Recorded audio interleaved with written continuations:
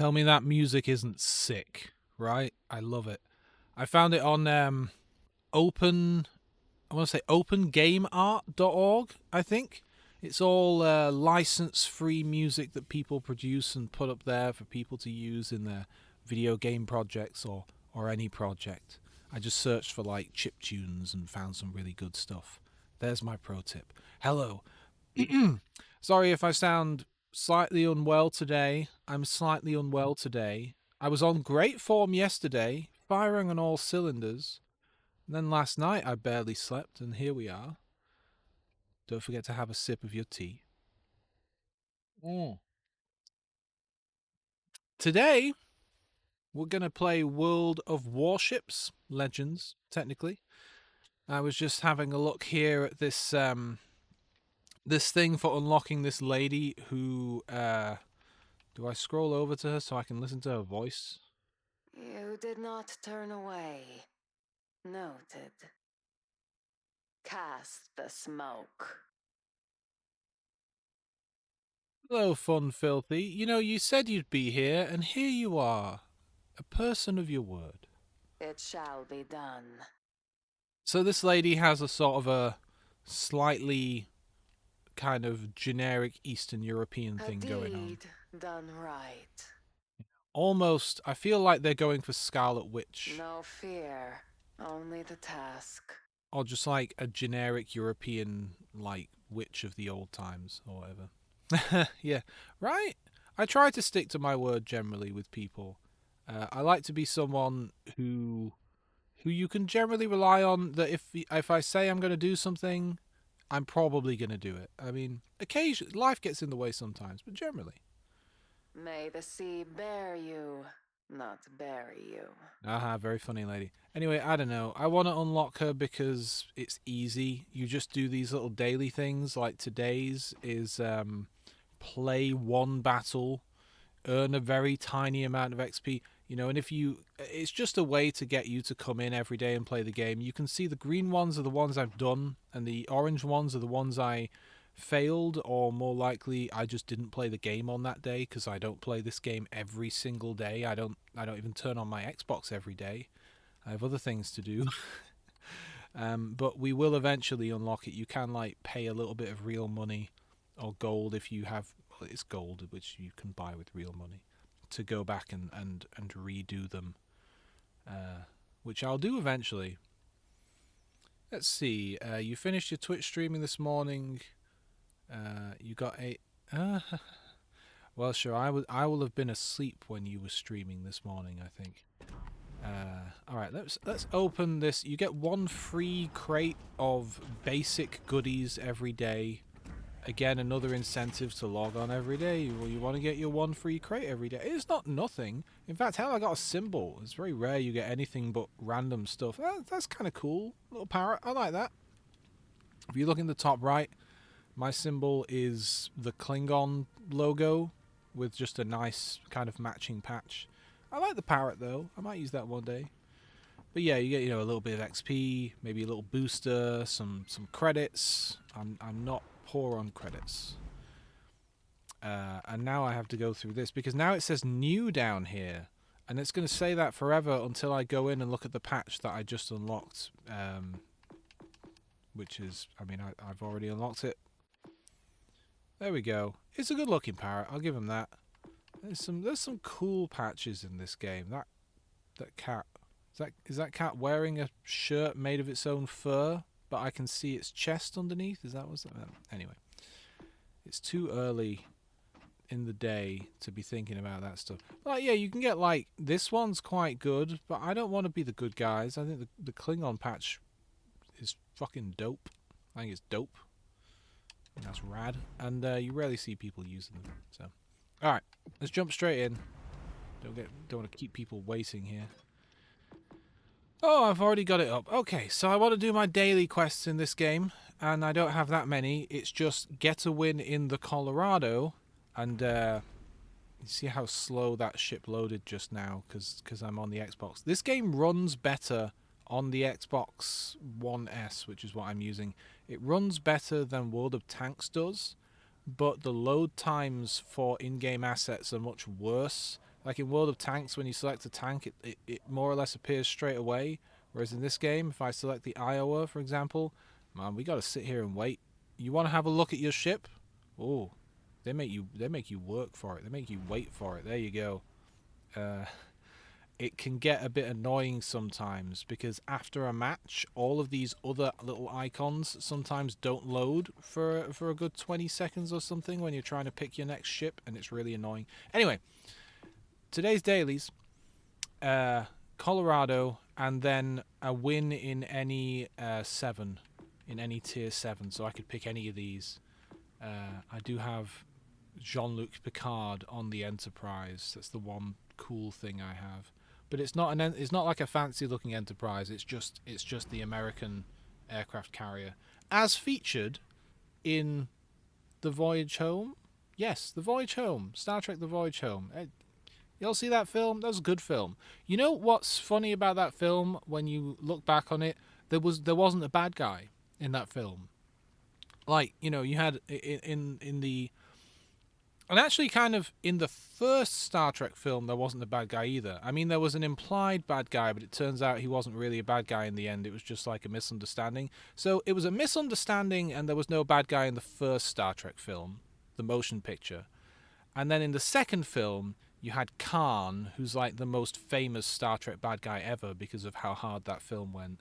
And that, by the way, that is essentially just a submarine film. If you like submarine movies, Star Trek 2 is basically just a submarine movie. That's literally it is. It's just a submarine movie in space. And then what? The Search for The Search for Spock was the third film, and that had Thingy, didn't it? Well, was that the one? That was the one with I said I wouldn't keep us waiting. Let me load into the Colorado here. Thingy, Christopher Lloyd, better known as Doc Brown. I think he was the bad guy in The Search for Spock, right? He played a Klingon. You often forget he was in one of those as a bad guy. Not the most. He was very cool, but like not the best bad guy ever in those films. And then anyway, you had The Voyage Home, and there just wasn't a bad guy really. Again, it was a misunderstanding. There was a probe that came to Earth and started turning all of the oceans to steam, but we quite quickly figured out that they weren't doing it maliciously. Like really early on, there was that little bit at the start where every ship that approached this weird thing like broke down. And even then, no one died. Their ships just kind of broke down for a while. That was a good film. That was a fun romp. That was one of my first tastes when I was a child of seeing American things because they were in like San Francisco and the naval base at Alameda and all this kind of stuff. I didn't know what America was back then when I saw that film. I don't know, I'm just going to swing left. I'm going to turn my guns to the starboard side here, which is why I'm looking in this direction, and I can lock them so that now I can look around and my guns are still going to point in that same direction so they're ready to go. I'm going to bring myself right behind this rock. Hey, yesterday I wasn't on form in terms of like being like, it was a fun stream and I met some cool people and I had a good time, but I felt that my gameplay was very much lacking because it was like the first time I'd played the game in 2 years. But this game, I'm okay at this game. I'm not going to say I'm good at it, but I'm not going to be as bad as I was in Tanks. I feel like my team was carrying me in every single match I played in Tanks. Look at that little symbol above the A in that guy's name. It's the skein. Who's coming here with us? Asturias. Okay, we got a cruiser buddy coming with us. I'm in a battleship, of course. Big old American battleship. Was it fun to watch? God, I'm glad, because thinking back, there was one match where I was in a Churchill and I didn't fire my guns once. And that's just the way it worked out, the direction I went on the map and how it all shook out. But like, come on, you don't want to be on a team with someone like me who doesn't even get around to firing their guns. There was a reason for it, but still, I feel bad about that. Alright, so people can see me because I'm a big old battleship. It's most likely, at first, maybe it was one of their destroyers. We're going to start firing this Leviathan when we get around the corner. There are only 2 battleships on my team and 3 battleships on their team. So let's start messing with this guy. When you first played Warships, you opened a box and got a premium Scharnhorst. Nice. Oh, Jesus. We messed him up. I mean, we hit him at the same time as someone else. And now someone's torpedoing this guy. Oh, that would have been really impressive if he died. That is cool. I wouldn't mind having the Scharnhorst. She's a fine ship. Oh, he's firing on me. Do you just eyeball your shots? Because when I was starting to get into this game, a friend of mine... okay. Andrea Doria got the Leviathan there. Good on you. A friend of mine got me into this game, and I wanted to, like, learn some of the ropes, learn some tips. You know what? There is... Oh, there's an enemy destroyer over here, clearly, because he's fired a wide spread of torpedoes at me. But there's also a California battleship over here engaging our cruiser that we saw earlier, the Asturias, behind us. And he is in a bad spot right now. He's got no health. He's stuck between a rock and a California, and so I wouldn't mind assisting him if possible. And that is looking pretty good. Alright, so he's dead. He died, and now that California is going to turn her guns on us. I'm going to keep going in this direction. Maybe? No.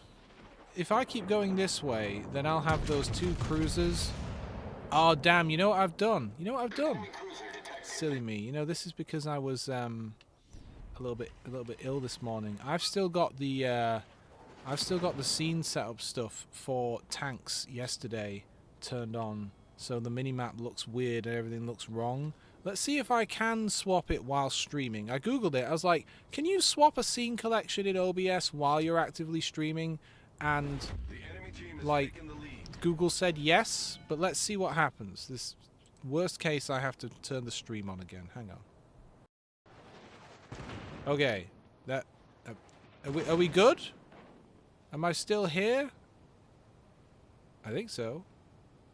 I think so. Yes, it looks like I'm still here. Good. And now my minimap should look decent. Yeah, so that enemy destroyer is off to my right somewhere, and I probably shouldn't have come this way, but if I went that way, I'd have all those guys on me. Oh yeah, I'm screwed. And this California knows it. God, battleships are so fat when you look at them from the front, aren't they?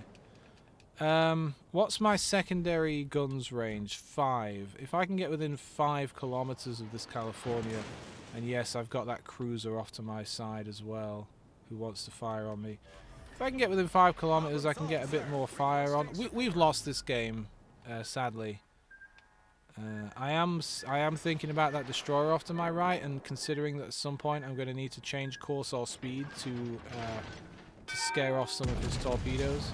I'm not going to last very long, though. It's a shame. I don't really want to bring my broadside around so this guy can shoot, but at this point, I just need to get as much fire off as I can at the enemy. See what I mean? I would have liked to have changed course faster. Wow, that's a lot of torpedoes. That was a great battle. Oh well. That's what I was concerned about going this way, but I was more concerned about the 3 cruisers that I would have had on my left and then still fighting the California on my right if I had gone the other way. I mean, look at how many people are left in that match. That was never going to go our way, I suppose. Oh well, we're just getting warmed up. What was I talking about? Don't remember. Thinking about what to pull out here. I like my Cherbourg. Cherbourg is, and I know I'm butchering the pronunciation. It's French. I don't know how you're supposed to say it. It's a French cruiser with battleship guns. They slapped them on. So as a result, you only have 2 big turrets at the front of the ship and nothing at the back. Well, I mean, you've got secondary guns at the back, but not really anything. So with this ship, you can point directly at the enemy and all of your guns are brought to bear. You don't need to turn broadside to get extra guns on them because everything is pointing forwards. And so you have the advantage of punching above your weight, but also the disadvantage. Oh, and the advantage of like you're faster and more maneuverable than a battleship because you're lighter. But the disadvantage is that you are still a cruiser, and you can't really go toe to toe with a battleship unless they're not focusing on you. I think I killed an Iowa the other day, or I got very close and someone helped out because they were not focusing on me when maybe they should have been. Because I seem less dangerous. I'm going to swing right here because there's lots and lots of rocks to hide behind, and there are no destroyers over them. I mean, cruisers can fire torpedoes at you. I love these Aurora maps. You see them so rarely. Good luck, everyone. Let me just wish everyone good. I always like to wish everyone good luck. You know, there's 4 battleships on our team and 3 on their team. It's just cruisers. There are going to be a lot of torpedoes coming out, I feel. But yeah, look at this. Just these are my guns. This is it on the front. This is it. So, God, that is a beautiful map. This game looks nice. It really does. Enemy force detected. I don't necessarily know if I want to fire my guns just yet. I'm quite hideable in this thing, and I would like everyone else to move up a bit first so that they're not just firing on me. We've got a bit of action now, and it looks like could I fire on the shill? No, I've fired an extremely poor shot there. No, let's work our way around. Oh, we got the Bismarck. Okay, the Bismarck I will fire on. He's turning, that might miss. I've never seen an American-themed Bismarck before. Oh, some of that might hit. Yep, there we go. Hit him in the tower. Alright, so it's me, this Atlantico, and the Cleveland headed around on this side of the map to deal with whatever we are dealing with here. I probably should have slowed down. I'm actually going to keep going and get behind this rock. The Picardy is focusing on me. Not ideal. Yeah, I think I was halfway through asking this question earlier and then forgot. But, like, when I started playing the game, and I was looking up, like, you know, the basics of how I should be playing, a lot of it was trying to teach me how to aim, which I guess is important. And it's like, okay, you've got to look at the number of seconds there in the middle, and you've got to look at the distance, and you've got to blah, blah, blah. And I never bothered with any of that at all. I just eyeballed it the entire time, and I do pretty well. Is it what the fella Atlantico? Let's go. Help me out here. Oh, he doesn't want to help me out. All right. Oh, no, it was the Cleveland that said no. I'm slowing down a little bit here because we have that battleship and cruiser around this corner, and it looks like the battleship that would have been backing me up is just running away. So what I'd like to do is just get on the edge of this ice here and just swing my guns out a little bit and engage whatever's around here. I'm not sure if the Atlantico must be hidden. No, the Picardy, the enemy Picardy has to be hidden right now, otherwise this cruiser would see him. Yes. Oh, you definitely need help, dude. You've got a freaking battleship. You've got the Bismarck coming up on you. I hope the Cleveland has torpedoes because that's the only way anything's going to happen for him. Oh, this guy's swinging around. Okay, you want to swing around? We'll swing around. This isn't going to go well for us. You know what? I'm going to get moving. I don't want to get moving, but I really don't want a Bismarck behind me. You know what I mean? Let's turn on the engine boost. Because if I can get moving, the Picardy can't hit me. In a minute, the Bismarck won't be able to hit me. Other things will be able to. Perhaps this shill. But and it pushes me way too far forward where I don't want to be. But it does buy me a few more seconds of I'm alive time, you know? Sometimes you've just got to do that. They've not lost a player yet. See, I got my freaking boost on to try and avoid the Picardy from being able to see me. He's coming around the corner. Okay, I'm going to use my reload boost in a minute. And I might just... If he's got his guns pointed my way, which he certainly does, I have to just turn bow onto him to take less damage. Right, we're going to use a reload here. so that I can fire on him a bit more quickly. And yeah, I'm not saying I want to crash into him or anything, but I will if I have to. He's going to turn away from me when he realizes I'm trying to crash into him, right? I mean, his secondaries are tearing me up. Let me just use my repair at this point. He's gonna have me dead before I can hit him. Fair play to him as well. Fair play. In fact, I might just miss him. I should have turned a bit sooner.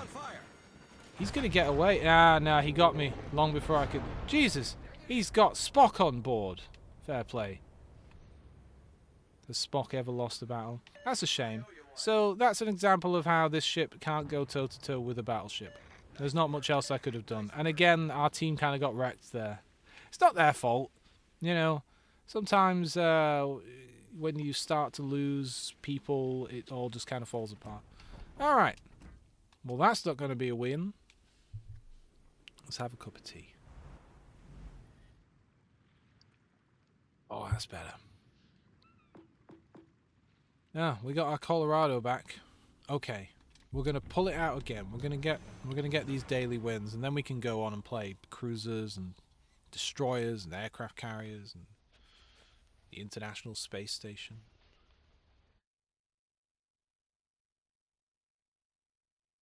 I'm having a quiet moment now, closing my eyes. Sorry if my voice is a bit funny. As I say, I'm a touch under the weather today.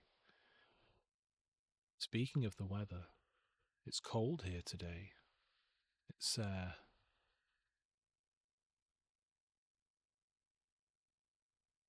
like 9 degrees outside.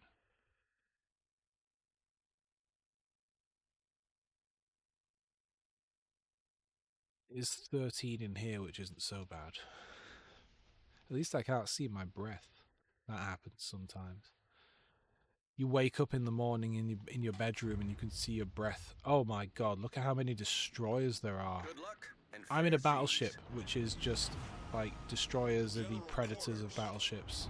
And there are 5 destroyers on either team. I bet one of them's probably a kamikaze. Oh, okay, so we got like a Mahan and stuff.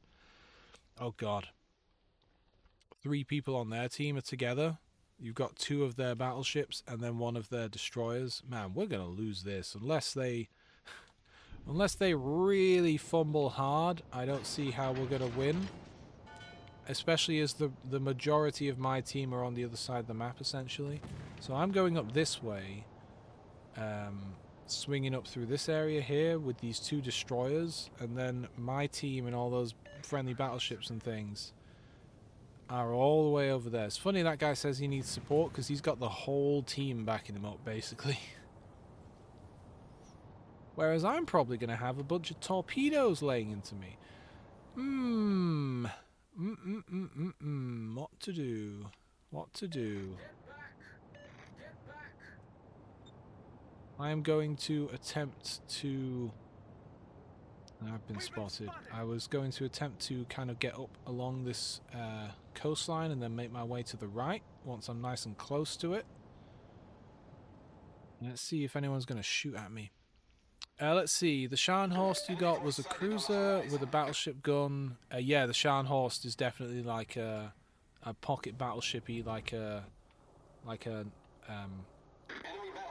merchant raider kind of thing you would send out into the Atlantic to go hunting on its own and mess people up. Sorry, I didn't read all of your message. We've got a Warspite here. Not to mention this frickin' destroyer. What's the Warspite doing? He's not fired on me yet, but he's going out of range of my guns, which isn't ideal. You know, I might, in a rare move, do a circle here.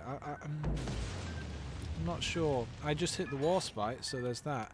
It's just the fact that there's a destroyer very close by and they can see me, and there's another destroyer very close by.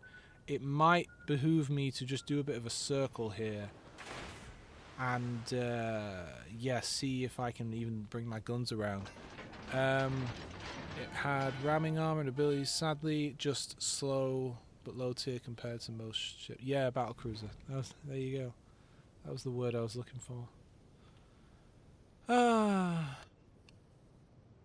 I don't normally spin around like this in a battleship because it takes time, and in that time one could be, engaging the enemy or doing something. And usually I'm being shot at. I'm not right now because they couldn't see me. But usually one's being, engaged. There's a Leviathan, like that guy we blew up earlier. He's not moving very fast. I may have fired slightly too far ahead of him. Or maybe I eyeballed it. Yeah, just a bit too far ahead of him. But yeah, you can generally just eyeball what you're doing in this game, and generally you'll hit the enemy. It's pretty nice. Get a good feel for it. Oh, come on. Right, well, we extricated ourselves from the Warspites somewhat, but out of the frying pan into the fire, this is where the main fight is happening. Our friendly, one of our friendly destroyers behind us just died. Just kind of pointing out to the team that, like, hey, things are bad over there, and I'm leaving. Just so the team kind of takes a quick eyeball at the map and realizes, oh yeah, we're being flanked. Because sometimes, like, you can be way over on the left-hand side of the map and be very busy with what you're doing and not realize that they're coming at you. Yeah, now I have 2 battleships engaging me. Not much I can do. Could I change course and speed to try and avoid some of these hits? Yes. Should I? Maybe. Just in a bad position now. But if I'd stayed back there, I would have had 2 destroyers literally on top of me, which I think would have ended me quicker than these battleships are going to. These battleships will end me. They have no one else to engage but me, and that Warspite's back there probably doing the same thing. The ship is on fire. No, I was going to think I could ask the Fubuki to set a smoke screen, but I want to keep moving anyway, so it doesn't really help. Man, I've not done a lot of damage. I can swing around a little bit, though. I mean, what else could I do? Drive straight at these guys? I'd still die. I'd still lose.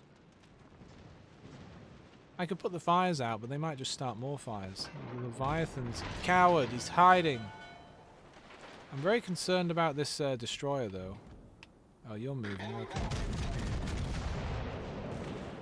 Oh, is that the... I thought maybe the Warspite took a pot shot on me from back there. I'm going to assume that this destroyer has launched torpedoes my way. And also, I'm not going to last long anyway, so I'll turn my repair on and just get that going. You know, can you set a smoke screen? Oh, he was doing it just as I was... Oh, that wasn't much of a smoke screen, and it's not going to help because they've gotten behind us. You may be. You may be. It's always hard to tell. I'm very new to Twitch, so I don't know exactly how the viewer thing works. I feel like one of the viewers is me, although surely it wouldn't count yourself. But, like, obviously I have the stream up to make sure it's running okay. Just in the stream, this is a good game here. Just in the stream, like, manager screen. But it does say 3 viewers, so who knows? I don't know. Sorry, frog in my throat. But I think an important lesson that, again, I see again and again on all of these guides for, like, you know, like, what's the culture on Twitch and how you should approach hosting and things, is you just ignore the viewer numbers and you always host as if there's someone there, even when there's not, because it's always good practice, if nothing else. And the thing is, I'm sure that number doesn't update constantly, and of course you're not looking at it constantly, and sometimes someone might find you and jump into the stream and give you 30 seconds, right? They'll watch you for 30 seconds and decide if they like you or not, and if they don't, they'll bounce off. And so if you're not already being engaging and chatting and doing your thing within that time, you're going to lose a potential, you know, person who might actually be interested in what you've got to offer. So that's the way I see it. I tend to ignore the viewer count and just go, and I'm new to this platform, so I'm assuming I'm not going to get many views anyway. Focus on the comments and talking as if there's 10 people there. Right? Yes, exactly. Which sounds a little bit terrifying. For someone with social anxiety, it's like, talk as if there's 10 people there. Okay, so I'll be quiet and I'll sit at the back. I like these quiet moments. I can drink my tea. Oh, that's nice. Yorkshire tea, 2 teaspoons of honey, and some whole milk. I remember quite vividly from primary school when I must have been in year. Let me think. So I was in Mr. Dean's class. I think that was year 6. So I was about 10 or 11, 10 or 11, around that age. And it might not have been Mr. Dean. It might have been someone else. But they had, for some reason, the teacher wanted to do this exercise where she picked a couple of the kids, probably the ones she thought really needed it the most, and they had to stand up at the front of the class and shout as loud as they can. I don't remember what we had to shout. She told us what to shout. And I was not good at it because, I don't know, I wasn't used to shouting particularly. I mean, if I was, playing with my sister or something, I suppose we would shout. But being asked to perform in that way was very harrowing. And it was upsetting. Because of course I shouted without really shouting. I did my best, but also didn't do my best, and everyone laughed at me.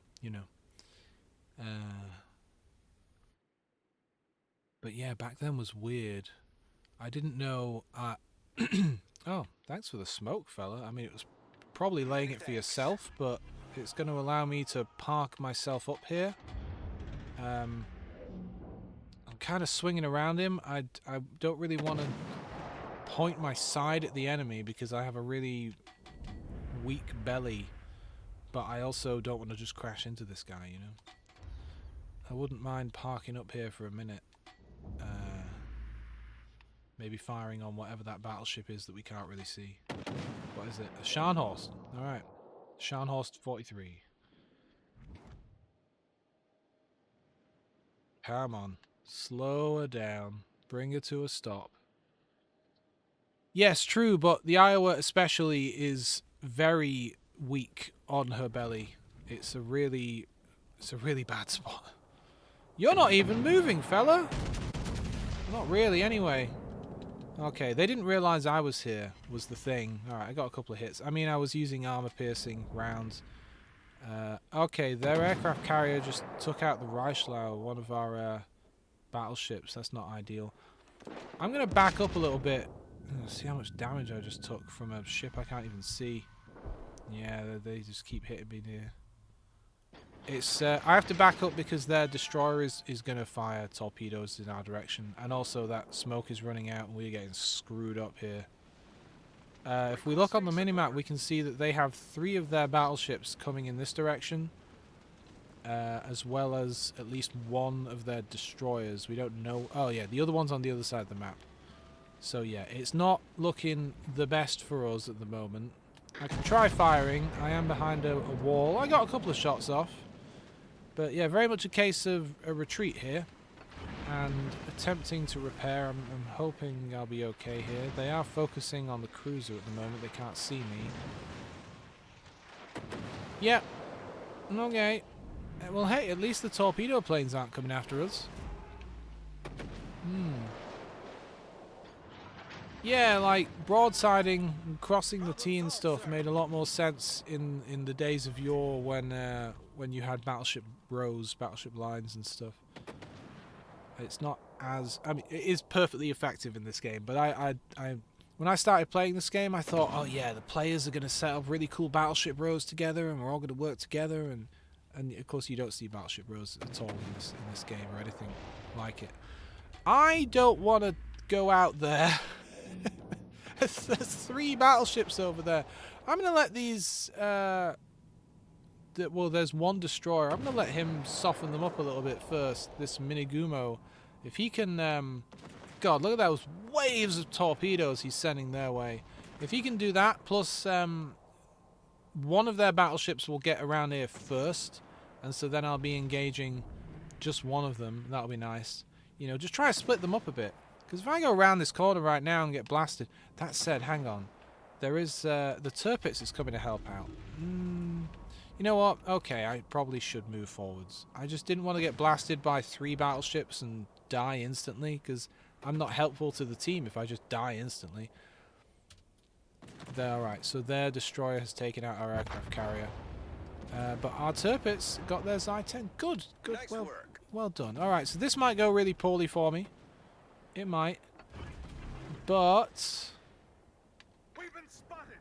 let's see, this Iowa is making the mistake that I said one shouldn't make. Let's try and make sure I'm hitting him amidships. See what I mean? You can really fuck up an Iowa if they show you their broadside. You really can. On fire. And that's exactly what I'm doing to the enemy now, so I want to swing around. But we have this destroyer who is absolutely going to want to torpedo me. Oh no, he's busy torpedoing the Turpitz, which just blew up. Drat. Requesting support. Well, it's all over. At least we took out that Iowa. This game might end up being a win. Not for me, but for someone. That cruiser is still off to my right, but there's not much I can do about that now. This went well-ish. This is kind of what I expected when I came around the corner. I was kind of hoping the Turpitz would still be alive. Ah, I didn't even get one more shot off. That's a shame. Our team might be okay here. Yeah, looking at the mini-map, yeah, their team is kind of concentrated in the middle-ish. Ish? Yeah, see, they're losing stuff. The Rodney. What was the sister ship to the Rodney? There were 2 ships, weren't there? There was the Rodney and... well, they called it like the Rodney class. It was like a little subclass kind of a thing. I don't know. I'd like a Rodney, but I think you have to spend money to get the Rodney. I think it's a premium ship. It would be a cool ship to have. God damn, okay, fine, we're gonna... How long have we been playing here? 37 minutes, and we've not done one daily yet. At least it's not entirely my fault.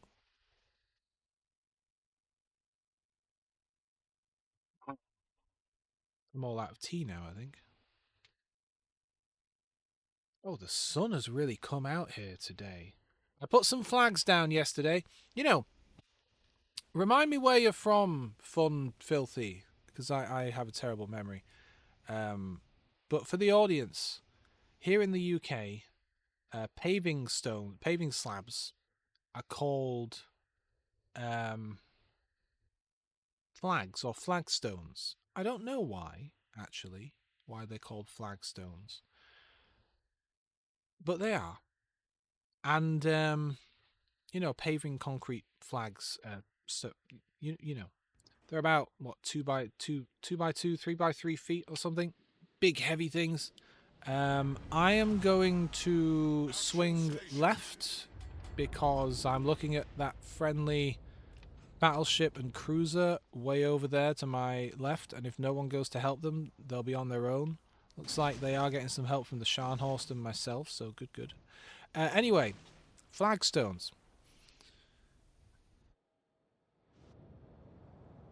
Hang on, let me read what you're saying. Having a time is streaming again. He did a 15+ hour stream and it's only been 9 hours. That's wild. That's wild. Some people can do it though.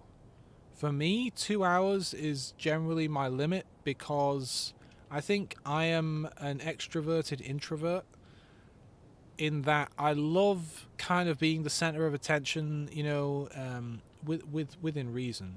I'm not the main character, but I love like being, you know, in a group of people and having a good time together and doing stuff and being a little bit performative and things like what I'm doing here, I guess.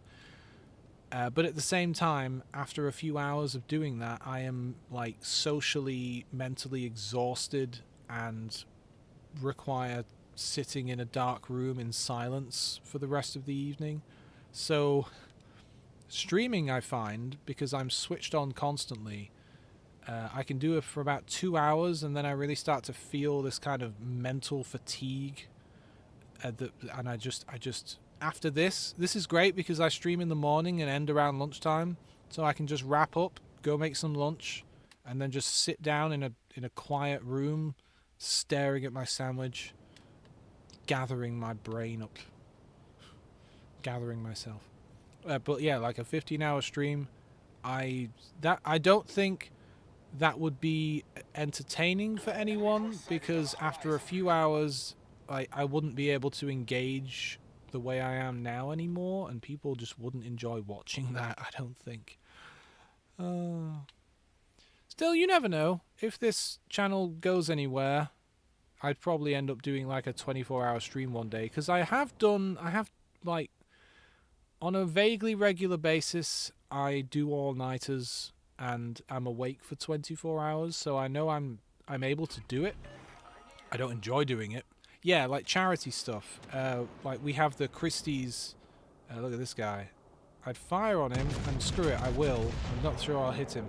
We have like the Christie's Cancer Hospital here, which would probably be the charity I would support. Did I hit him? Yes. Oh, I got a couple of hits on him. Good. If he had really kicked the engines in, I think he would have gotten into cover before I managed to hit him, but he seems to be hugging that corner. Yeah, so maybe I'll do that one day. And I've noticed, because I've done it a bunch of times now, just being awake for 24 hours, it's gotten easier. Like the human body, it's amazing what they can get used to doing. I don't like doing it, it's always just the way things work out sometimes, but I'm definitely more capable of doing it now than I used to be. Because what used to happen is I could do the 24 hours, and then I'd go to sleep, and you know when your body goes to sleep a bit too fast and your brain hasn't really caught up yet, and that's when you tend to like do weird things like sleepwalk or have really weird dreams or whatever. I wake up in a sort of a panic for no good reason. Hello, Helena. Are you going to come around this corner? Are you going to... Let's just fire a very random volley off and see if we hit anything. So I would wake up, start panicking. Oh, no, he stopped on the corner. And jump out of bed, trying to escape my bedroom. So, and one time, the worst thing I ever did was I tore my... what's it called? Curtains. I tore my curtain rail and broke it. Because, like, I sleep in the pitch black. And I also wear glasses.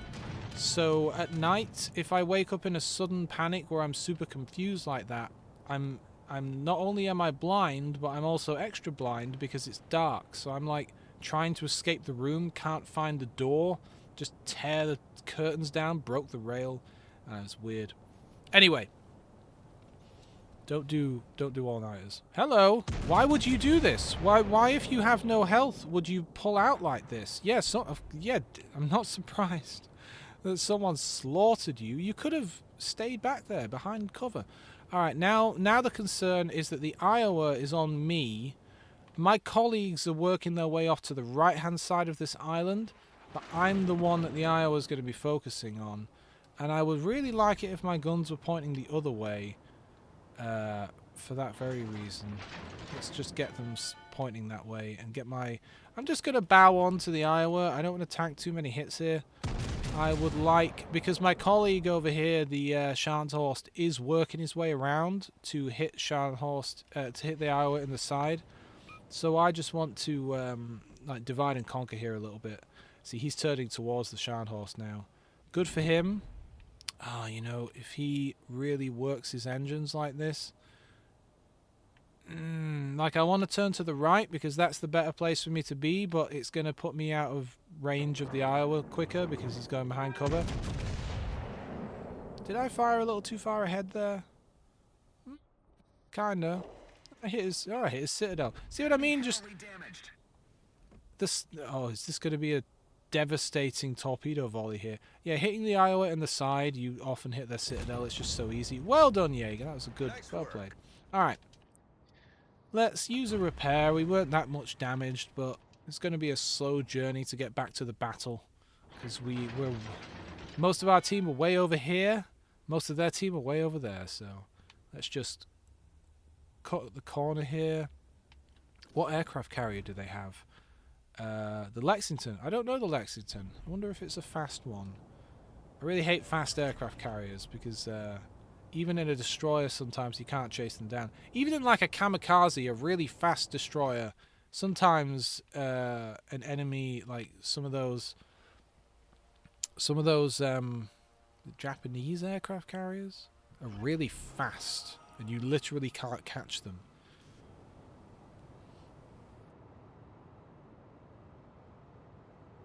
God, what were we talking about a few minutes ago before the charity stream thing? Oh yeah, the fella having a time who was streaming for 15 plus hours. That's mad.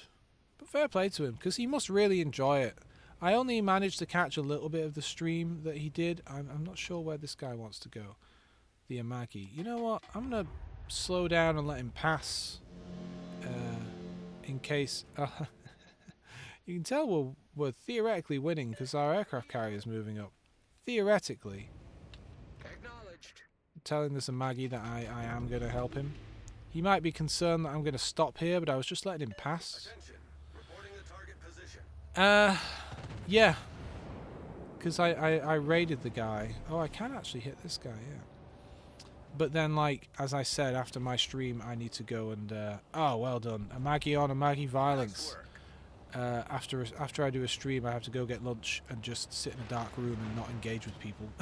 So, alright, these torpedo planes are coming in. And I don't know if they're going after me or the Amagi. It looks like the Amagi, actually. But it's always a good idea to turn into them. Torpedoes, dead ahead. Now, they're close enough, I suspect, that they'll be able to come around for another pass. Oh no, we've shot them down. That's the beauty of having so much anti-air. Especially because 2 battleships, but also the frickin' aircraft carrier's got our 6. I don't know why. I don't know what he's doing here. He's being very aggressive. I like it. I think it'll work in our favour today. I'm swinging left here. Oh, but then the Atlantico is swinging right. Which way should I swing? You know what? We have enough of our teammates here. We've got the Amagi that's going left. We've already got a battleship way up on the left, the Scharnhorst. I am going to swing to the right here so that I can start engaging them from the other side. It's not exactly a flank. It's more of just divide and conquer. A pincer, if you will. At the very least, it means that the enemy doesn't just have one direction to shoot in. Whereas the downside is maybe I'll get there after a lot of the action is over with. I could swap to high explosive to take on these cruisers. But I mean, I've already got these shells loaded, so... Good game, everyone. These guys are not going to be happy. They're running in my direction now to take cover from the battleships and stuff. But they're not going to be happy to find that there's another battleship coming in on this side, right in front of them. Hello! Alright, now I'll swap to high explosive. There we go, a couple of hits there. Now we have to be slightly concerned about torpedoes. I say slightly, I mean the guy is dead. The guy's dead. Rip Hipper. He'll be dead in a minute. You'll see. You'll all see. Good game, everyone. I don't think I'll be the one to kill him. This volley will end him, I think. Yeah, there he goes. So now it's just their aircraft carrier, which is at the top of the map. So again, there's not really anything we can do. Oh, we've won on points. That's how it's done. Gonna destroy this island. Finally, we won in this thing. We can move on from it. Not that I don't enjoy it. I do enjoy it. Yeah, third from the bottom. I feel like I wasn't as useful there as I could have been. Oh, and we must have got a win in the other one too, because that's our dailies done. Thank the Lord.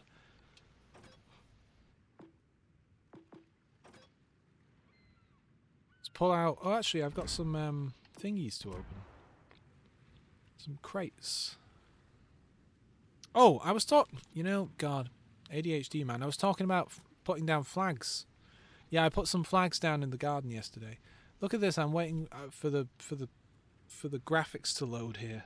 It takes so long. There should be a ship in front of us right now. It's only barely managed to load the water. Yeah, I put some flags down. A messy endeavor. You gotta dig a hole, level it up nicely. Yeah, this game. At least like the actual game works fine, and it doesn't take, you know, it takes like 20 odd seconds to load.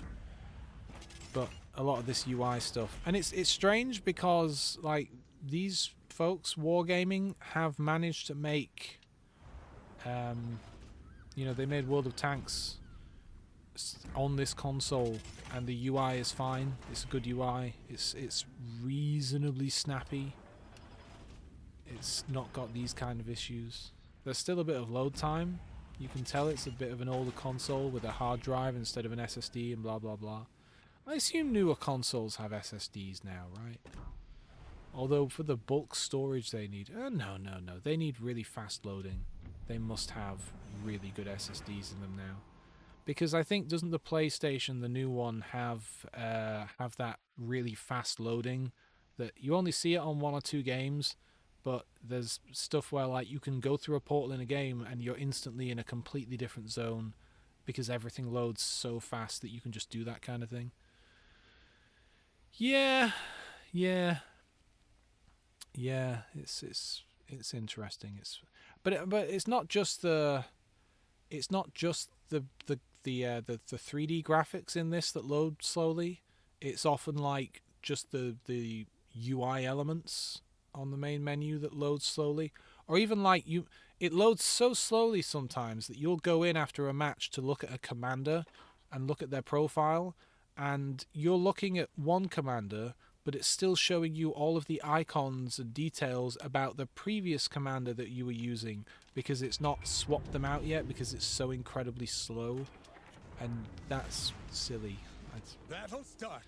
And the thing is, like, you've got games like The Witcher 3, an incredibly like advanced game for its time that runs perfectly well on this console, and yet they can't manage something like this, which is comparatively way simpler in UI and in what's going on in the background and stuff. I'm not complaining. It's just I'd really love to go to like a talk, like a presentation. I'd go to like an hour-long thing where the devs of this game kind of go through why it is that they built things the way they did, and why things are maintained the way they are, and why some things have to be slow, and what sacrifices were made and why they were made. I think that would be really interesting. Alright, so I'm in a Kamikaze, a really good destroyer that you get with the disc edition of the game. I have my particular one rigged out to not be a gunboat. It doesn't fire its guns unless it's an emergency. They're very bad guns. They turn slowly. They reload slowly. They don't do a lot of damage. What's this? So I don't want to fight a destroyer, for example. I'm going to do a big circle here. But I've got it set up to be very stealthy and also very good on torpedoes. Look at this guy, he's purple. Blurgeon Smurgeon. That's a good username. I like it. Problem is, their 2 destroyers are doing a reasonably good job of screening here, making it difficult for me to get where I want to go. Is this cruiser going to come this way? I think he might do. Or he might come this way. It's hard to say what he's doing here. I need to turn because I'm headed straight for land right now. I don't think that's going to hit anything, but I need to turn away so I find my shot. So yeah, I've got like a 25-second reload on these torpedoes, which is great. And 8.1 kilometer range, also great. But yes, I'm your... Oh, I got him! I got the Emil Burton. I really didn't think I was going to get hit there. Oh, but he swung back around in this direction where I thought he might have come. Okay, that's great. And our fellas over here got rid of the destroyer that was screening on this side, which means that for me now, the right-hand side of the map is completely open. There is an enemy destroyer in that smoke over there. I really wish you could see the smoke when you zoomed in. But I'm currently looking at this Warspite who is just in range. Just in range, baby. We'll see what he does. If it seems like he might be slowing down to swing behind this island, which wouldn't be great for all those lovely torpedoes I just fired his way. But yeah, this destroyer is a nice, easy one to play.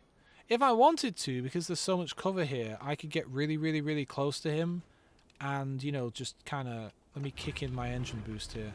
And then I could swing Engine out and boost fire is on on. him. Oh, I He'd see love me, being but fast. it would be Look too who we late, found. kind of thing. An Uh-oh. enemy destroyer. There is an enemy destroyer to my left here who's about to see me. Okay, I got one hit, and my torpedoes have reloaded.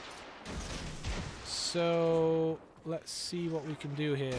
I don't want to get shot at by the Warspite. Oh, the Bane got him. Good.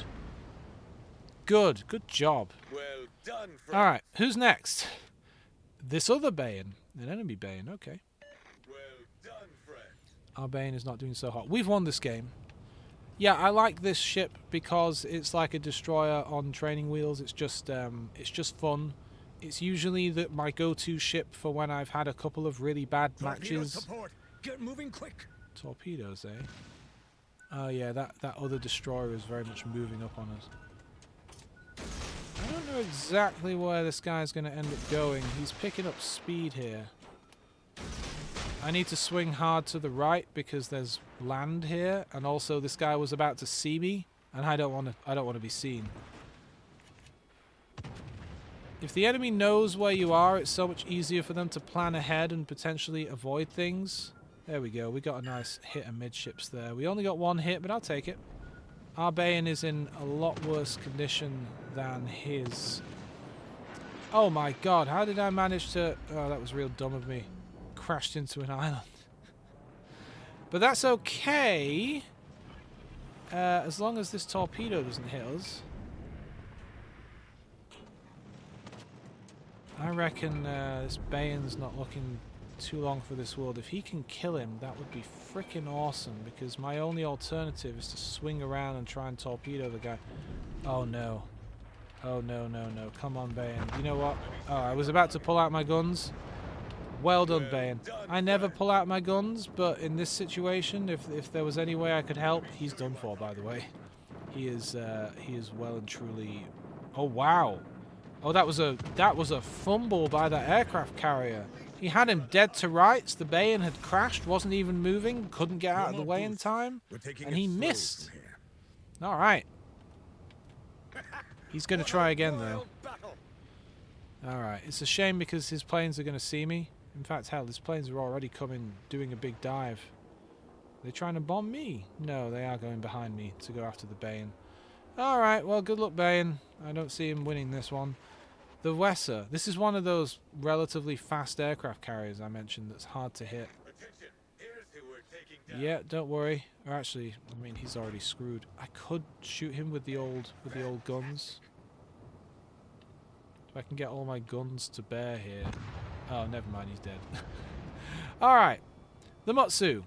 The Mutsu is headed our way, but behind this island. And besides that, there is just... Yeah, sorry, fella.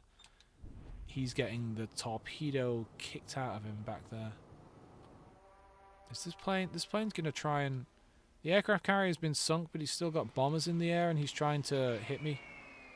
And he did. That was a solid hit. Didn't do a lot of damage. Alright, you remember earlier I was saying that what I might want to do is use land to my advantage and get really close to the enemy?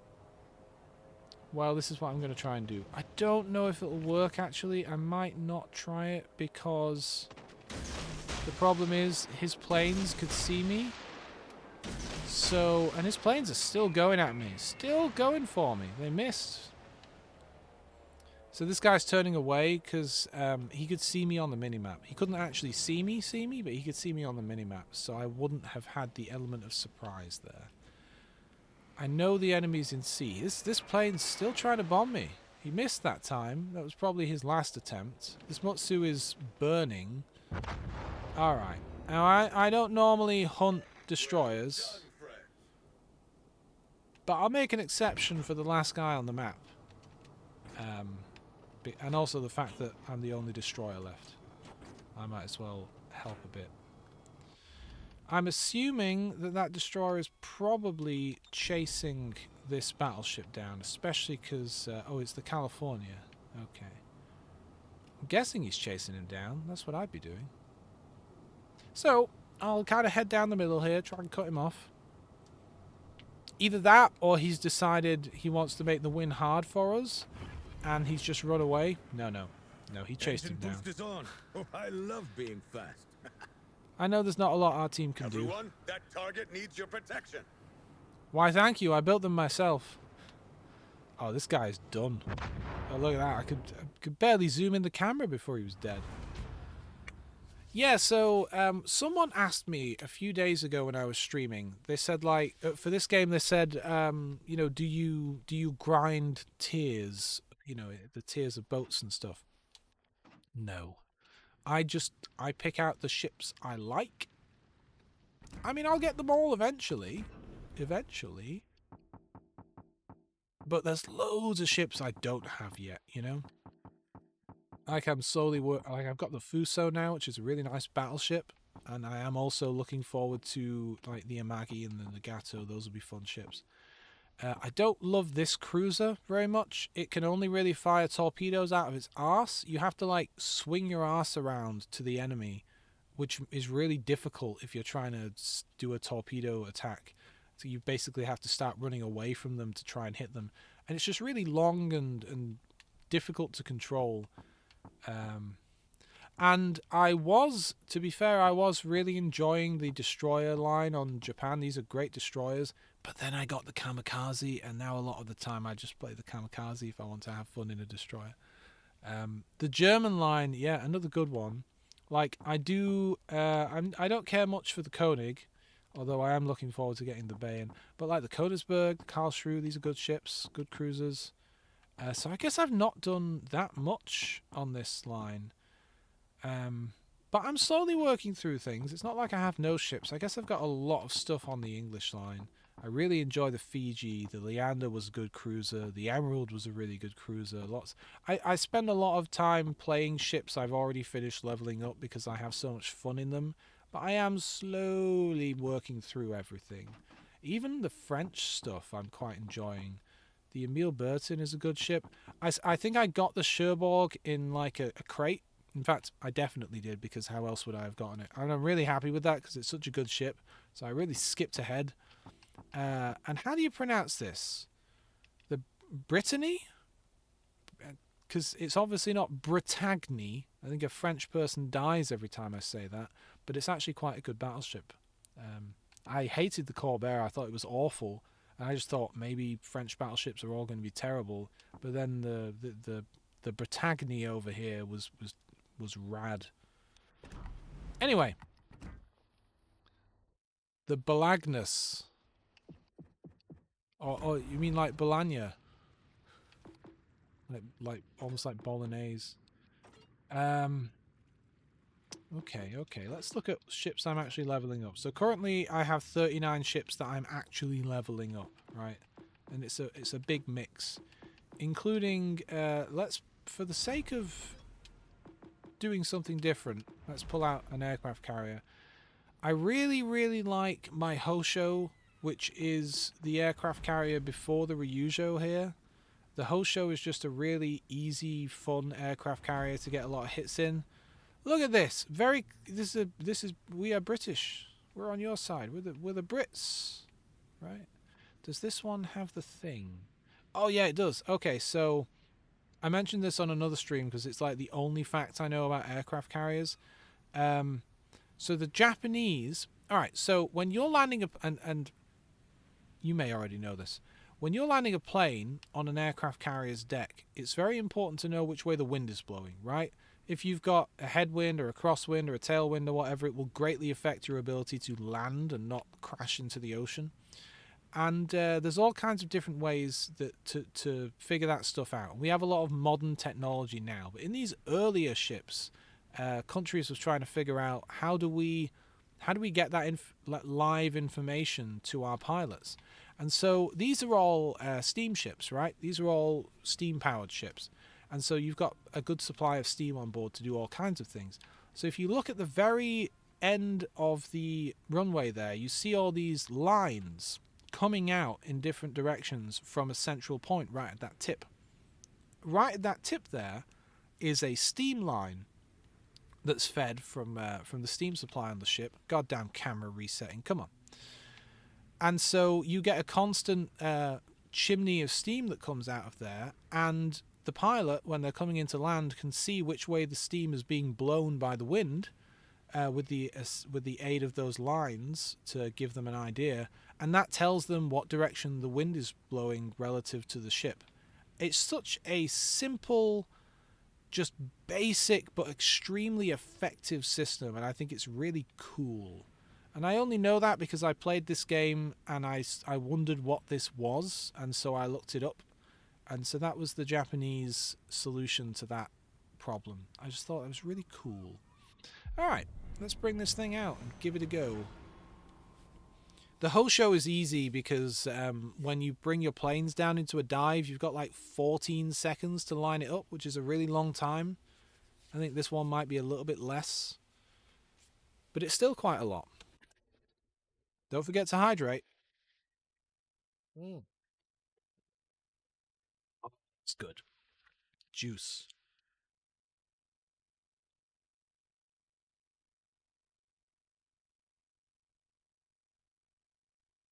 I kind of got interested in streaming because I was watching a friend of mine who streams Ponder RPG. He does retro gaming stuff like old Commodore 64 and all that kind of stuff, the Atari stuff, all original hardware. He does also have a Mister and do like emulation and stuff. And he has this really great like crowd like viewer interaction thing where they're able to type a command into chat and then it plays a little sound effect, and he has all these cool sound effects. So one of the things I am trying to do is the same thing, because at the time I was like, oh, this is really cool. This is a great way to engage with him while he's focusing on playing a game. I'm not sure if I'll stick with it yet because no one's really used them, but that's the commands. I just threw in a lot of stuff I like. I don't know. I am kind of thinking of doing a 3-point turn here and parking behind that rock. So basically, if I back up a little bit first and then I put my engines in forward gear, but not too fast, I can send a wave of planes off while my ship is moving. That may or may not work out for me, but it's what I'm gonna do. I could just sit right here, you know, right at the back of the map. But if I end up getting spotted, then I'll be really glad that I had a rock to hide behind. That said, their destroyer could sneak down behind C and come and get me, you know. Let's just get aimed here, roughly in that direction. We'll go at half speed and we will send our torpedo bombers out and see what we can find. It seems like their aircraft carrier might be to the north of C. I often like to, as an aircraft carrier, I often like to screw with theirs at the very beginning of a match before they've repositioned. That's always fun. These are really nice planes. Like the whole show, you literally have like old canvas biplanes, and they've really upgraded them for this particular aircraft carrier. I like it.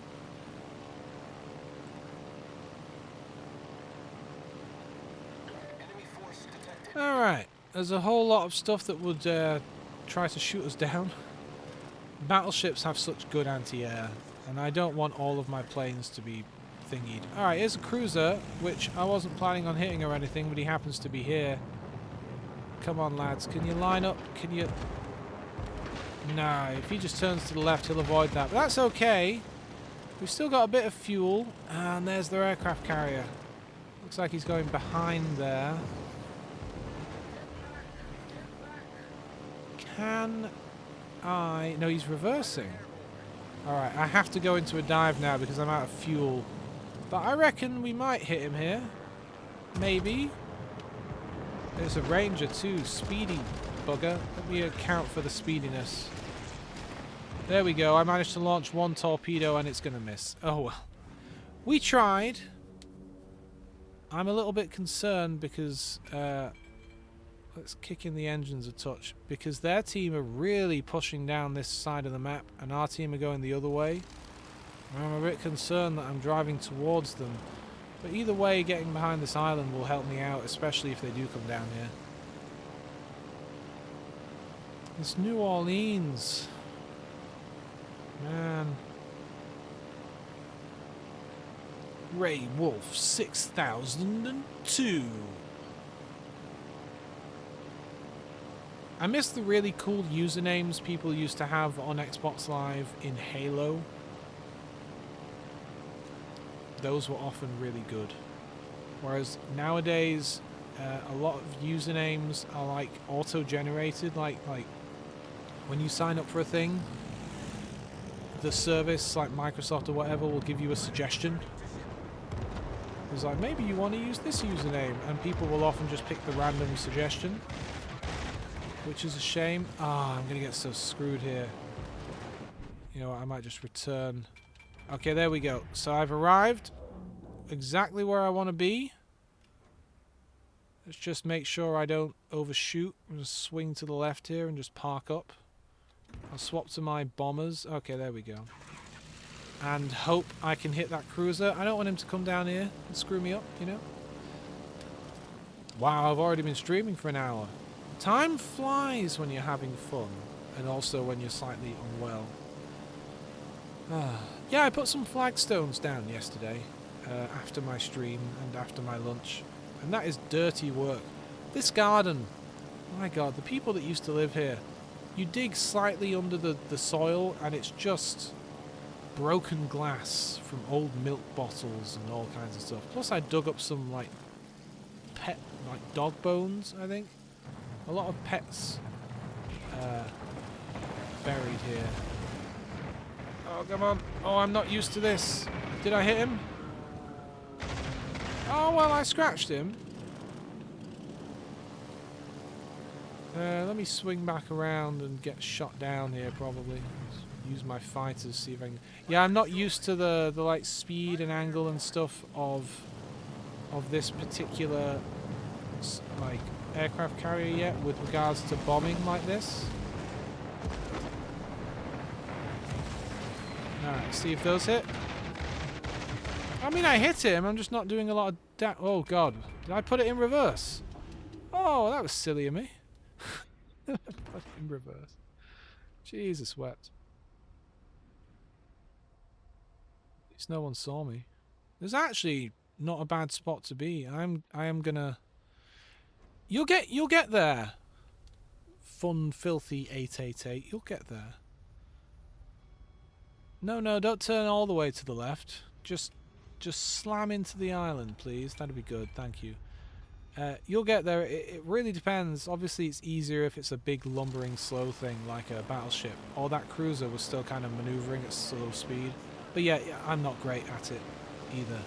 And it really depends on the aircraft carrier because some of them are easier. Like I feel like the Hosho is easier to hit bombs with than this one was just now. But you know, practice, right? And a bit of luck. I'm not loving how A, our team aren't exactly doing great, and B, we've got these enemy vessels moving down here. Man, this cruiser's in a hard spot, but I didn't dive quick enough. I don't know if I'll be able to hit him. I might be. He doesn't have a lot of maneuvering that he can really do here. Will I hit him?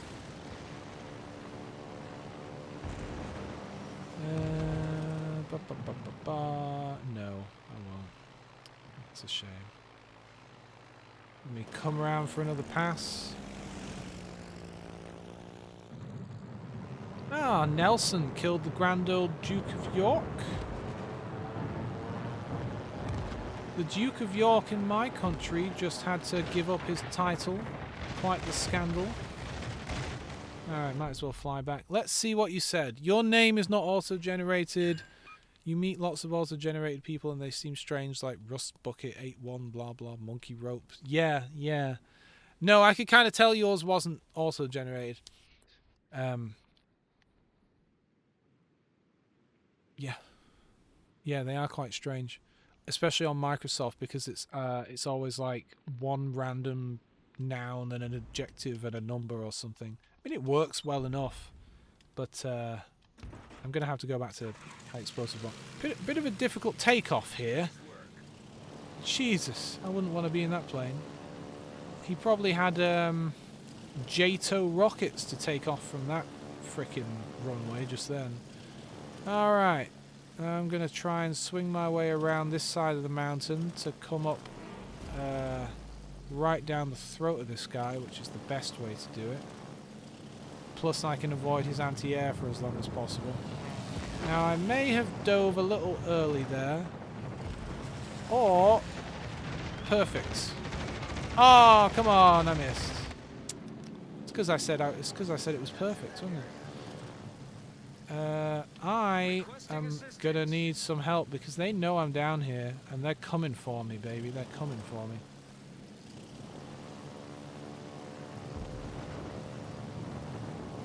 I don't think, let's just say patrolling fighters.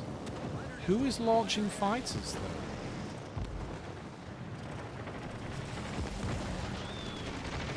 Did I hit him? Yes, but I didn't do a lot of damage. Let's, so, like, if... Oh, they're about to see me. They're about to see me. If I weren't behind this island and if I just stayed in the middle at the back where I was at the start of the match, they would already be firing on me. So, like, that's kind of the advantage there.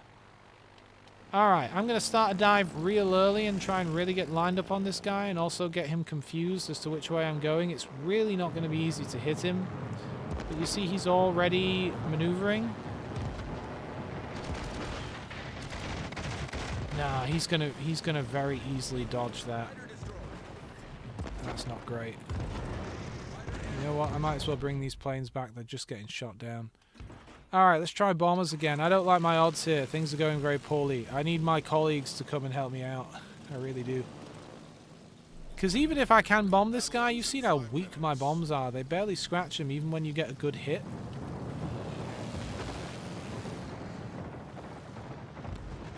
Alright, oh, that was such a bad shot. Alright, swing it around. Try and avoid the anti-air from this frickin' battleship. Yeah, this cruiser is really trying to get up on me. He knows he's got me. He's probably got a bunch of torpedoes. Alright, let's try that. Yeah, I hit him. Not that it does much for me. This guy's going to the wrong side of the island. I don't know, man. Let's try. I don't have a lot of planes left. Let's try, oh god, I'm not even going to be able to swing around. I've only got one plane left. I don't even think I'm going to get a torpedo off here.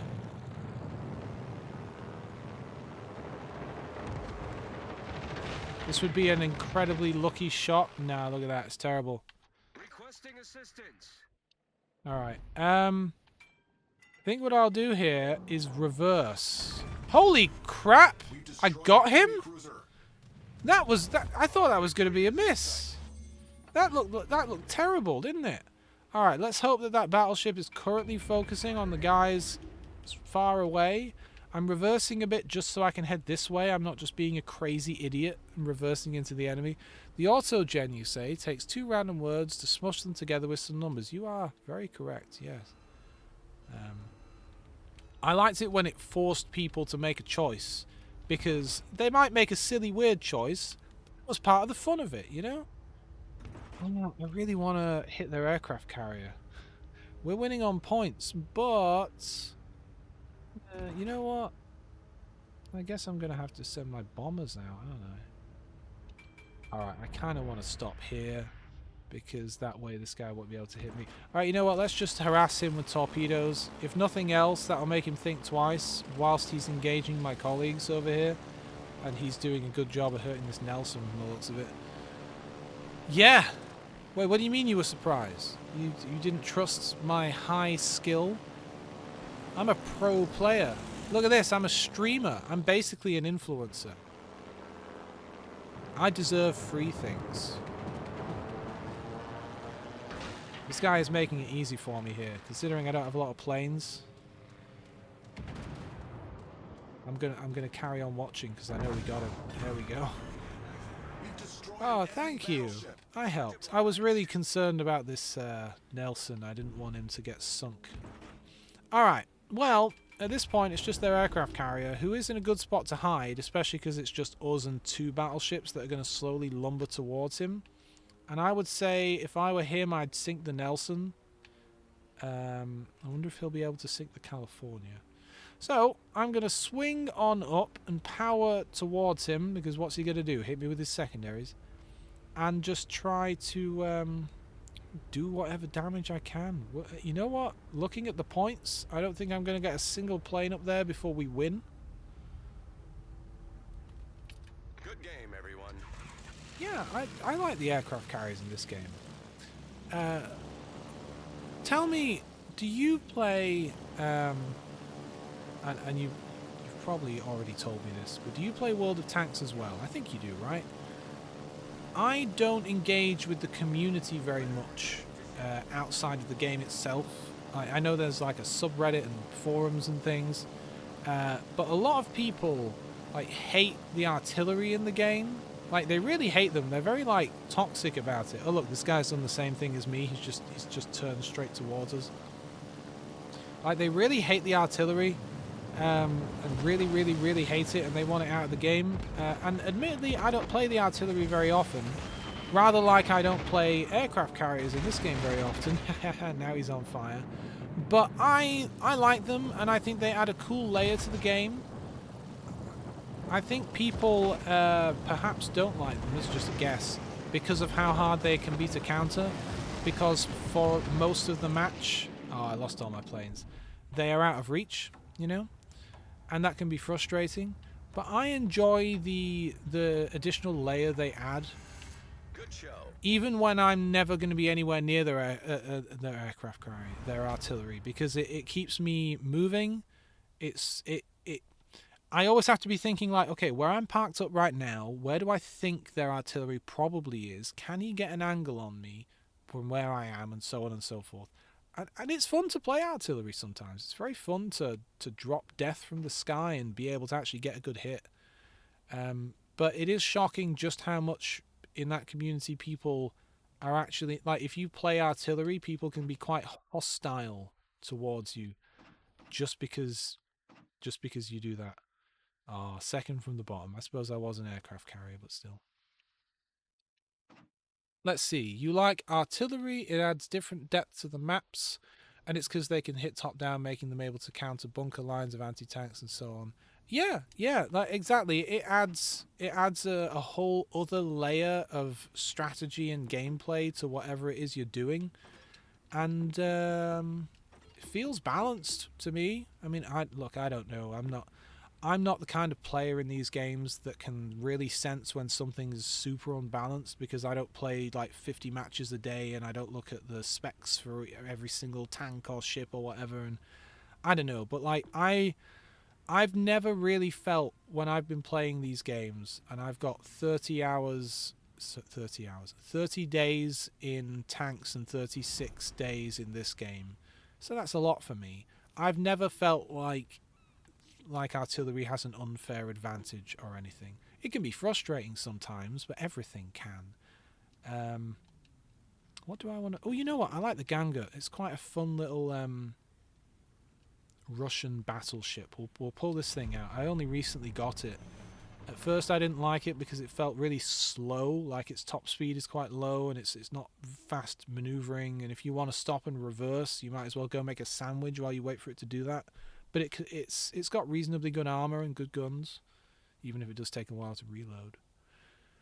Let's see. Artillery sucks. The moment it's open is... Yeah. And it's funny. In exactly the same way as people do in this game, people get very like tunnel visioned when the artillery is spotted or when the aircraft carrier is spotted on the enemy team because they want to kill it, which isn't because they hate it so much as because it's I don't know. I actually don't know why people get tunnel visioned about it. It is a very useful thing to kill off, and maybe because there's only one of them or one or two of them if it's artillery. I don't really know why people get so tunnel vision. But like in this game, and I'm not complaining, it's just interesting how like you'll be in combat, right? And maybe you're doing well, or you've made a push, or the enemy aircraft carrier has just made a poor choice, and your team can now see the aircraft carrier, and they may be slightly out of range of it, but they'll be able to get in range if they race over. But if they do race over, they'll put themselves in a poor position, or by focusing on the aircraft carrier to try and kill it because, oh, we can see it, we're going to kill it, they're not focusing on the ships that are really doing damage to them. And so you can be in a situation quite often where your team really shoots themselves in the foot by getting this tunnel vision about taking on the aircraft carrier when it's not actually the real threat in a given situation. Yes, it is easy prey, yeah, and maybe that's the problem. But just because it can't shoot back doesn't mean you should always be focusing on shooting it, right? And it's the same with artillery in World of Tanks sometimes. People can get so focused on, like, oh, we can see the artillery and we're close enough that we might be able to get it, but then you push too far forward or you ignore the real threat, or... You know. It sounds like I'm complaining, but I just find it fascinating the way people think and strategize, and then the emergent situations that come of it in the game. Oh, thank you. Good luck to you too, random guy. What's he in? He's a Tiger. Yeah, good ship. Fast ship.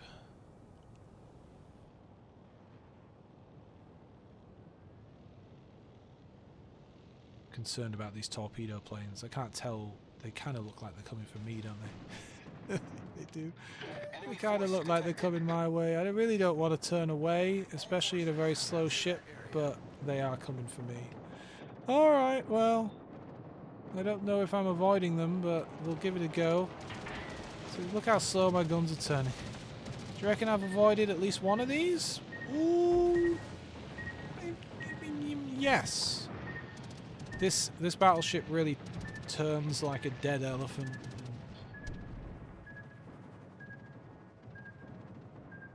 Still, at least the vast majority of my team are coming down this way to help out.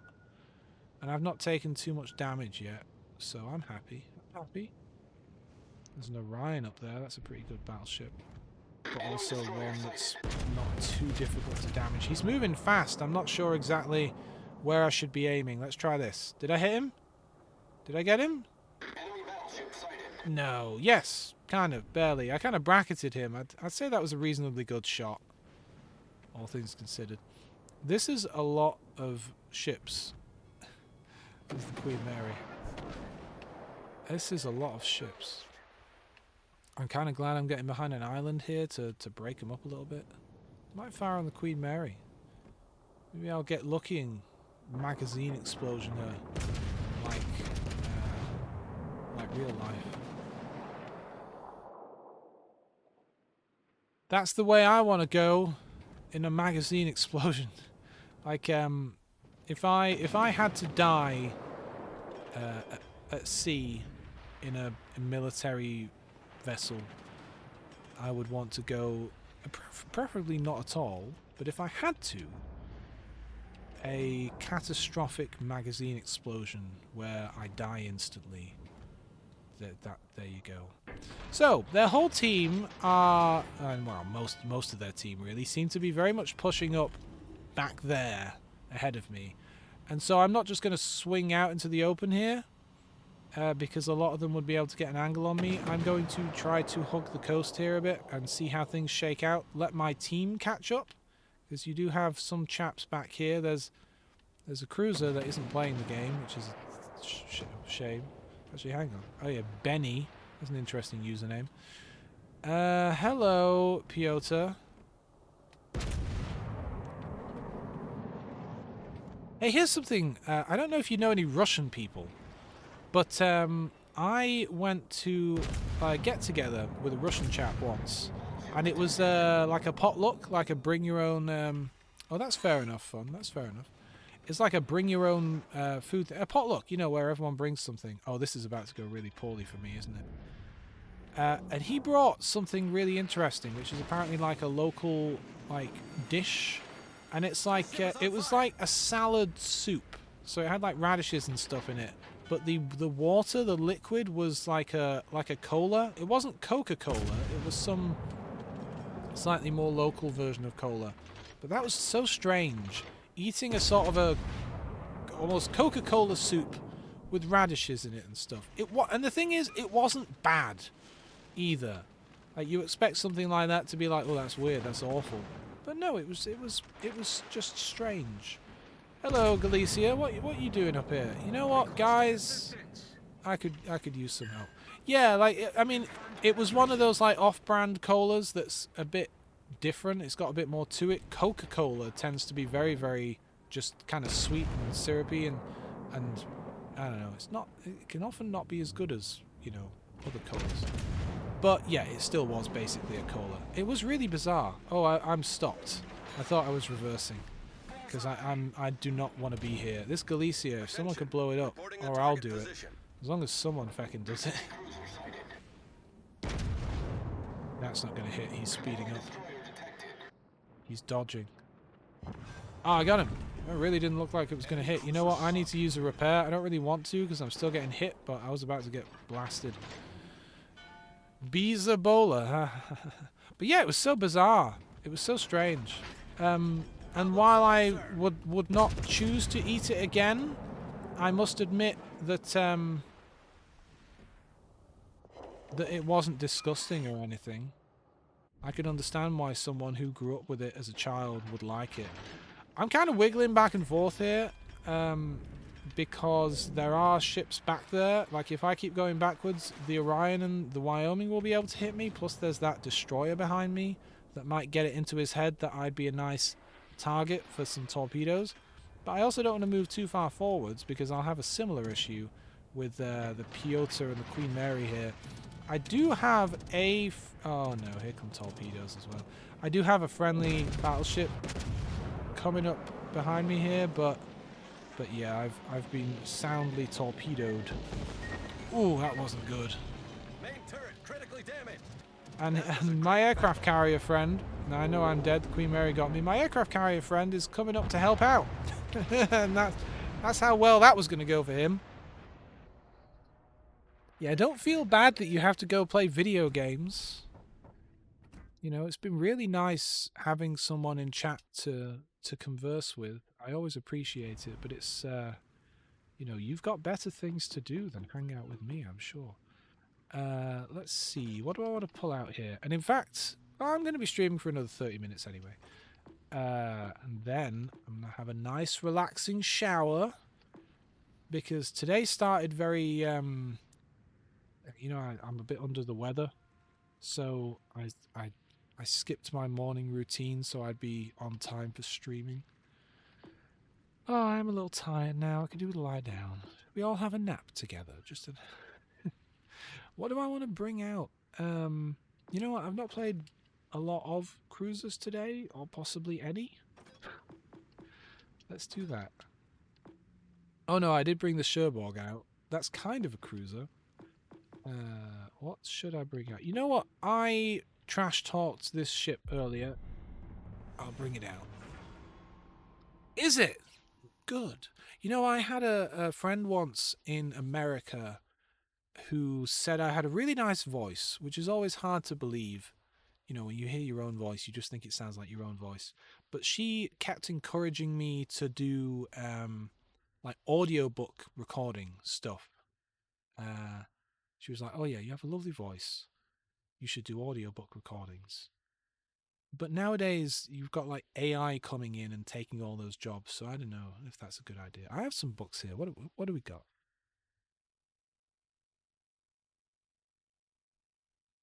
We've got The British Navy at War. How about that?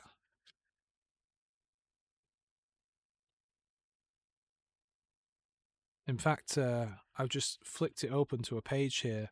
It's the Battle of the Falkland Isles, and there's a map. Some of these pages have maps that lay out what happened in a battle. Scharnhorst sunk at 4:16 p.m. The Battle of the Falklands. It was Scharnhorst leading the line with Dresden, Gneisenau, Nuremberg, and Leipzig behind. Nuremberg was sunk. Dresden escaped. Leipzig sunk. The Gneisenau was sunk. This was a very unlucky battle for them. We had the Invincible and the Inflexible there, and the Carnarvon.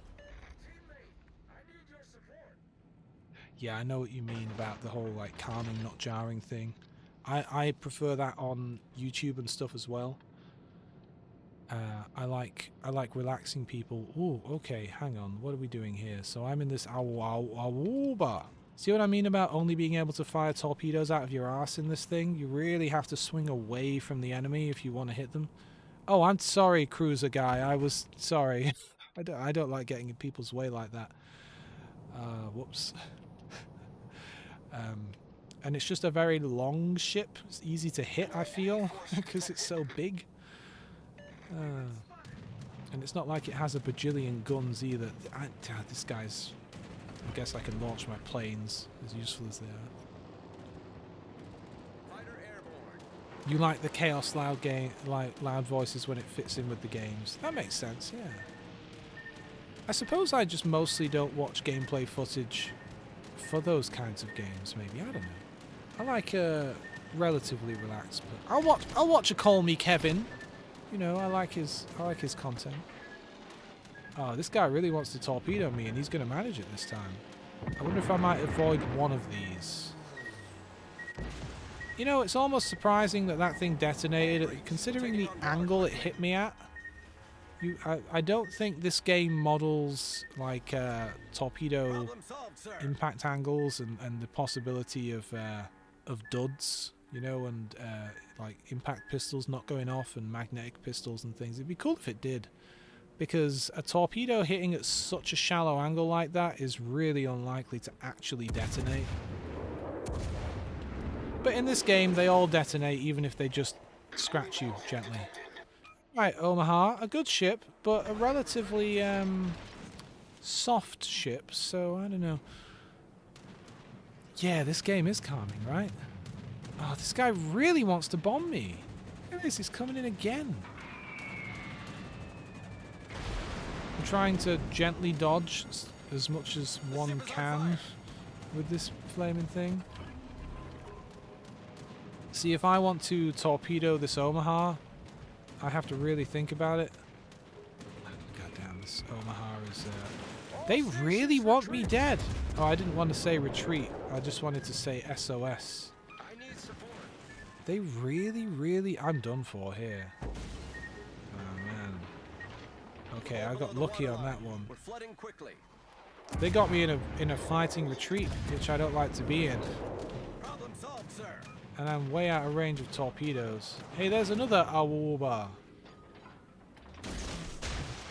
I don't think I'll hit him. Oh, I'm going to hit him. You know what I'm going to hit, though? And I don't even have smoke. I'm done for here. Yeah, that's one of the things I like about this game is it is quite chill in a way. There are these moments of relaxing calm and silence even.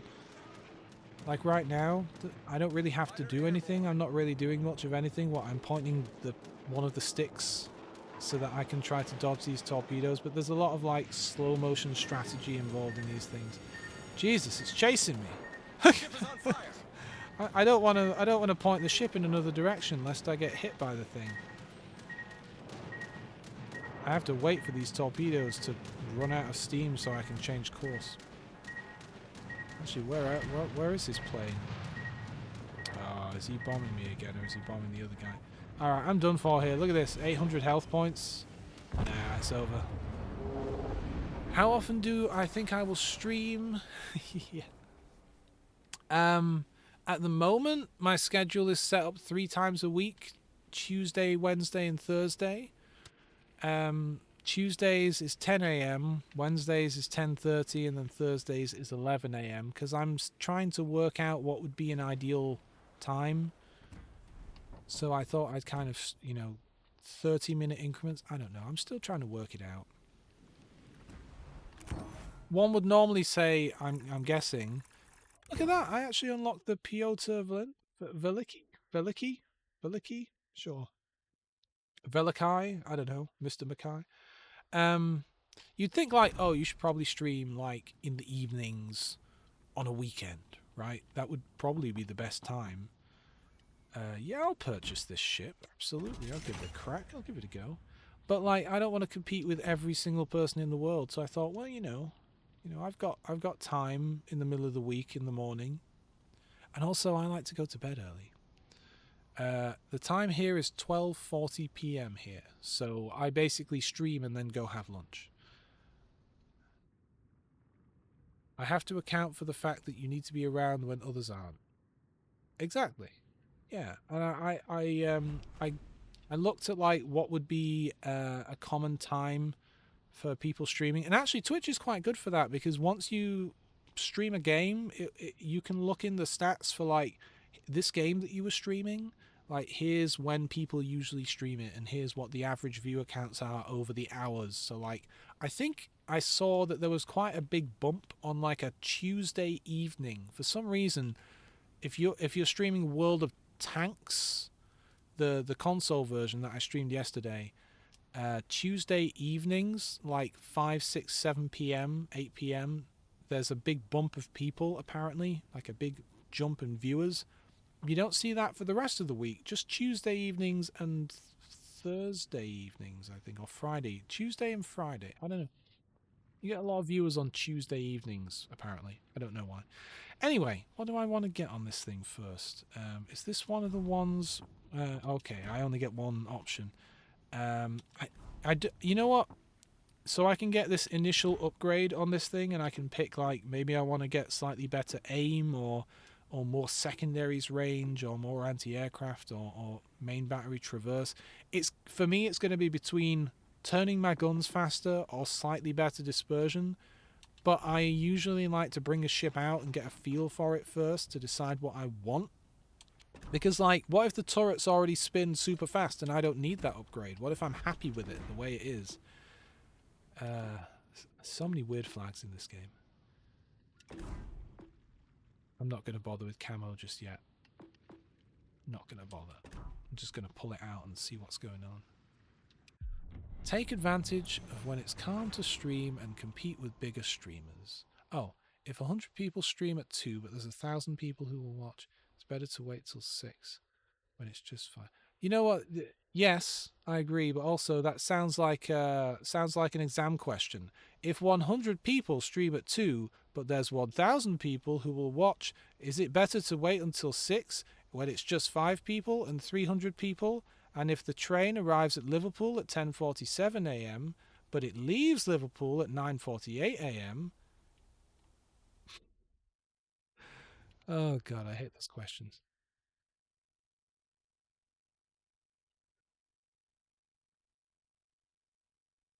You ever think about how like hydrating is just moisturizing your insides?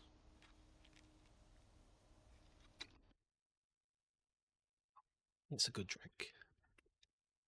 This is why I'm single. Because I ask questions like that on dates, and then they look at me funny.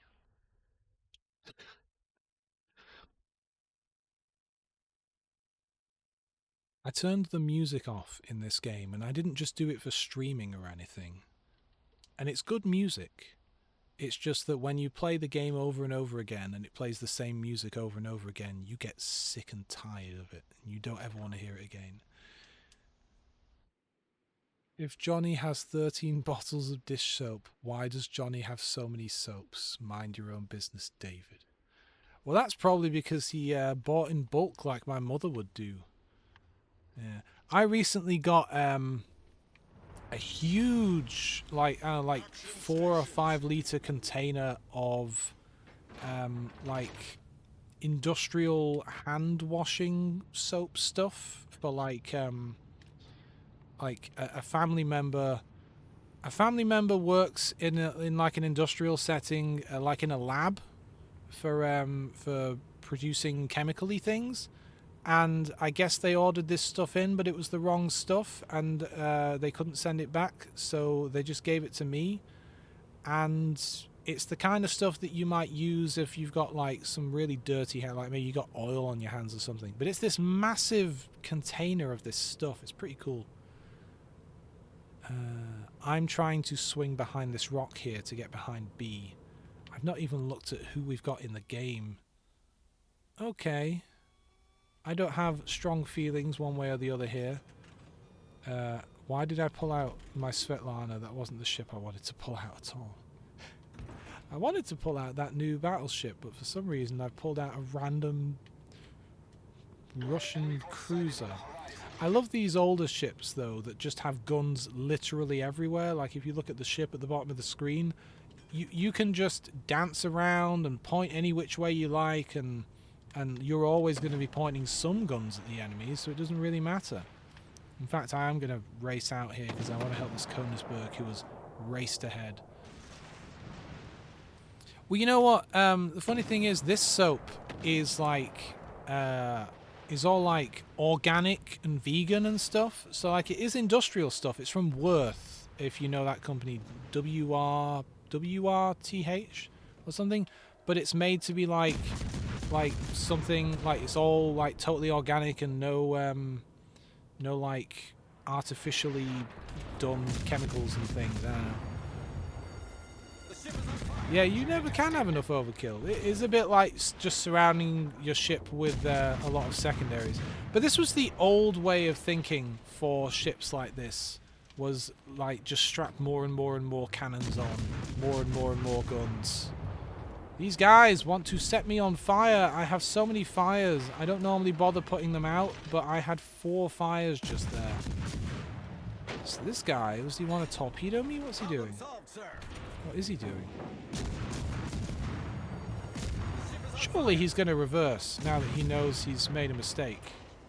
Surely. Unless he's just torpedoing me. I don't even know. Does the OR even have torpedoes? Well, he doesn't anymore. Hello, Kuma. I'm going to turn towards you because there's a lot of danger everywhere else. And, oh, he was torpedoing me. And so's this guy. Well, that's just rude. I also have torpedoes. And I'm also about to die. Do you think he's swinging around to try and hit me with torpedoes from his other side? Maybe. I'm pretty boned here. Well, those torpedoes I fired certainly missed. Come on, a few more good hits. Oh god, I'm done for. Someone's going to kill that Kuma, though. Come on, Königsberg, you can do it. There we go. Down he goes. To be fair, it helped for when you might get attacked. What helped? What are we talking about? What did I say? I like how you think I remember what I said 2 seconds ago. Sometimes in a conversation, and it must really annoy my friends, I'll be talking about something really interesting, and I'll be telling them something about something, I don't know. And I'll forget what I was saying halfway through the sentence, and then I'll have to say to them, hey, what was I just saying? Like, if you jog my memory, I'll remember the rest of it. And then that's a real test to see if my friends were paying attention to what I was saying or not. Because if they don't even know what I was talking about, then you're really in trouble. More guns on boats. It helps for when you might get attacked from either the left or the right. True. Yes, true. How often did that happen, I wonder? I don't know enough about naval history to know how often, like, people could suddenly be attacked from both sides. Back then, there was a lot of, I mean, maybe a little bit earlier than these kinds of ships, it was all about, like, just get very close to the enemy, and we'll all broadside each other and see who wins. Like, it would just be 2 big ships that would come alongside, not literally right next to each other, but, you know, they'd pass each other and just fire volleys off and see who comes out slightly less scathed than the other guy. Ah, yes, the overkill. Yeah. For some reason, I'm reminded of Unreal Tournament. You ever play that game? Or one of the old Unreal Tournament games? They had, I know in Unreal Tournament 2004, hang on while I have a drink.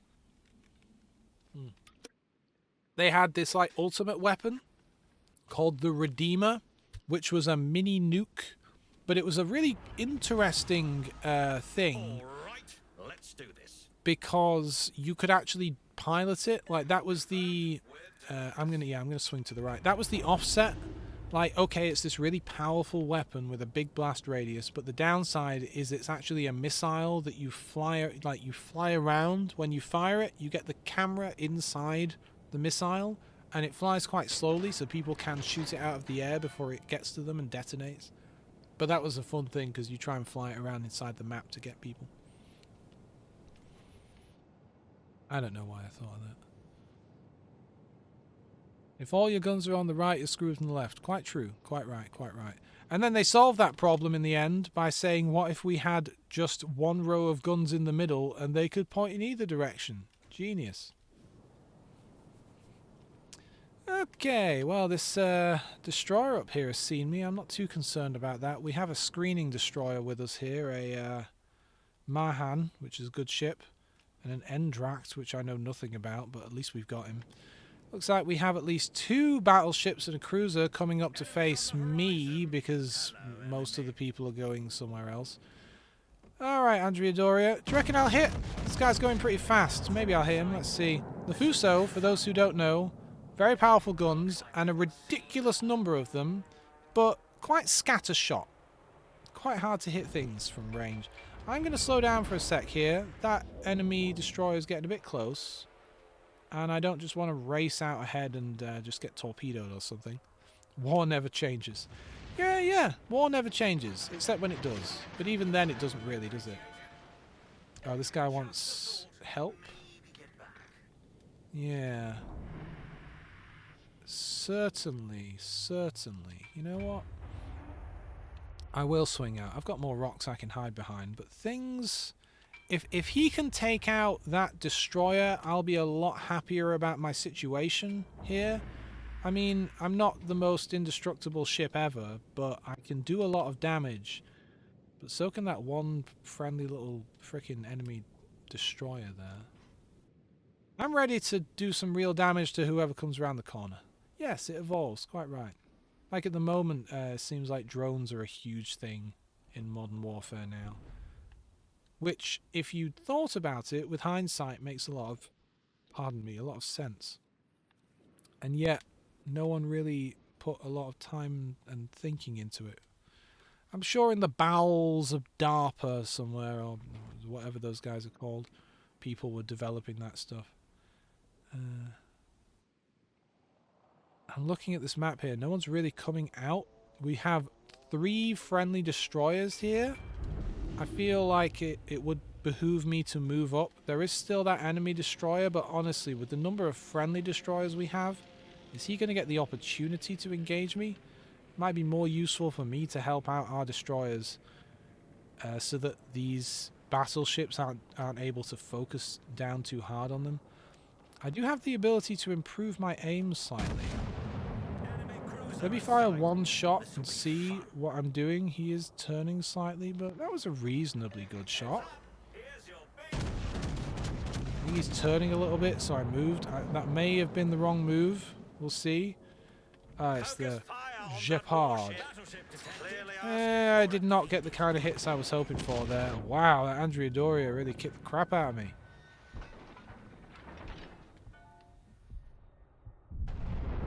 Is he hitting? I thought maybe he'd be hitting the wall. Okay, no. Alright, onto the Bayon. I don't like my odds here. I'm just going to let the team know I'm not doing great.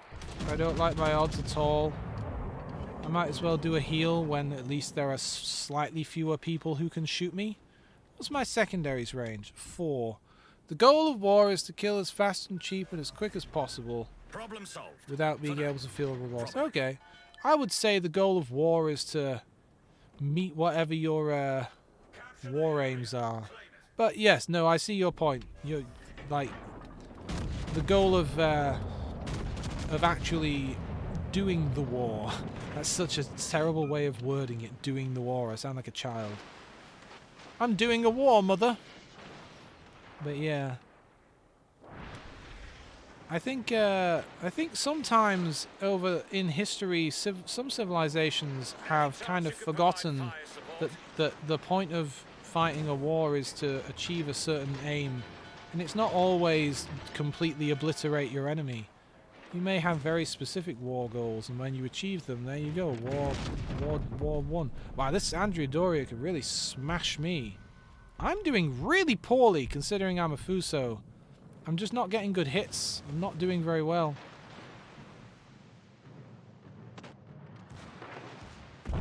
Oh man, the Bane. Well, the Bane's a really good ship as well. Man, I got screwed there by Von Hipper. Railgun is peak weapon. Can't feel remorse when the thing you hit turns to a pink mist or fully evaporates. Huh. There's a pretty cool game. I mentioned it on stream yesterday, I think. Oh, did I unlock yet another ship? Jeez. Okay. Yeah, let's go get the Kirov.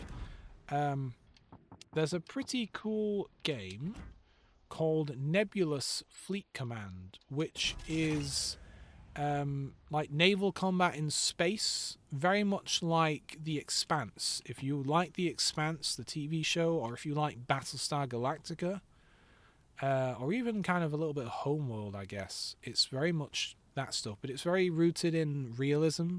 It's made by a guy who was in the US Navy and has an understanding of that stuff. I don't know. What should I get for the Kirov? Nothing yet. I've not taken her out yet. I wanted to take out that battleship I unlocked, didn't I? It was Russian, wasn't it? Yeah, here we go. Yeah, I guess this guy. Let's give it a flag. Ooh, what's this flag? Where did I get this? This looks nice. I like this one. Okay, we'll give this ship a go. I've heard of Mech Warrior, but literally know nothing about it. I'm guessing you're fighting in mechs. I know that's probably obvious.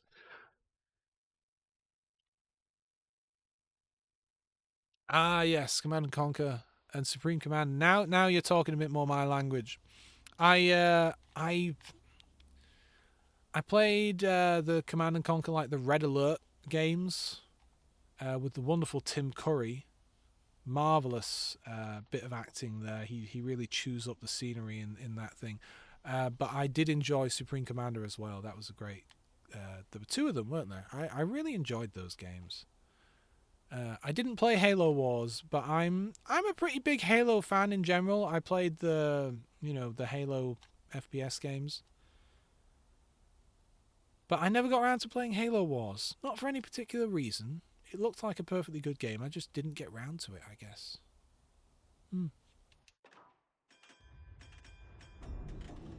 Oh yes, another wonderful match to be a battleship with 5 enemy destroyers. I can see this going very well.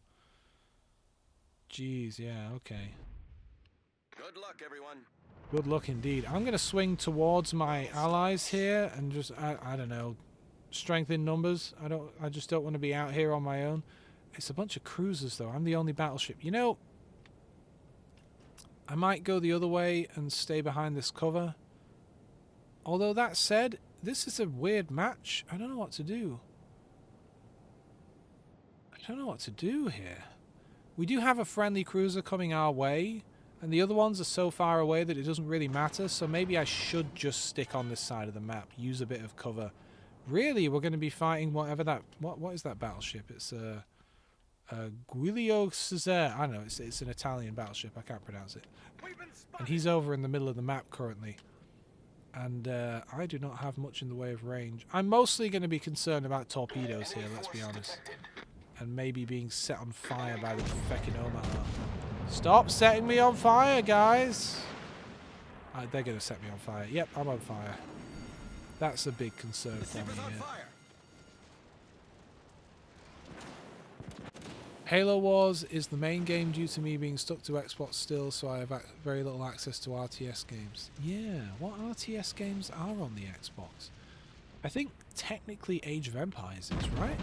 I think that, yeah, right. I'm not wrong in saying that you can play Age of Empires 2 on the Xbox, I think. Maybe? Maybe? God, I'm really on fire. This is not exactly great. And yeah, of course, you've got these, God damn. It's like, it's the Omaha. Say what you will, it's a fine ship. I enjoy playing the Omaha. It's a good ship. I'm gonna have to do a repair here. Oh, and I'm being bombed by one of those Dutch... Oh, wow, they all missed things. Problem solved, sir.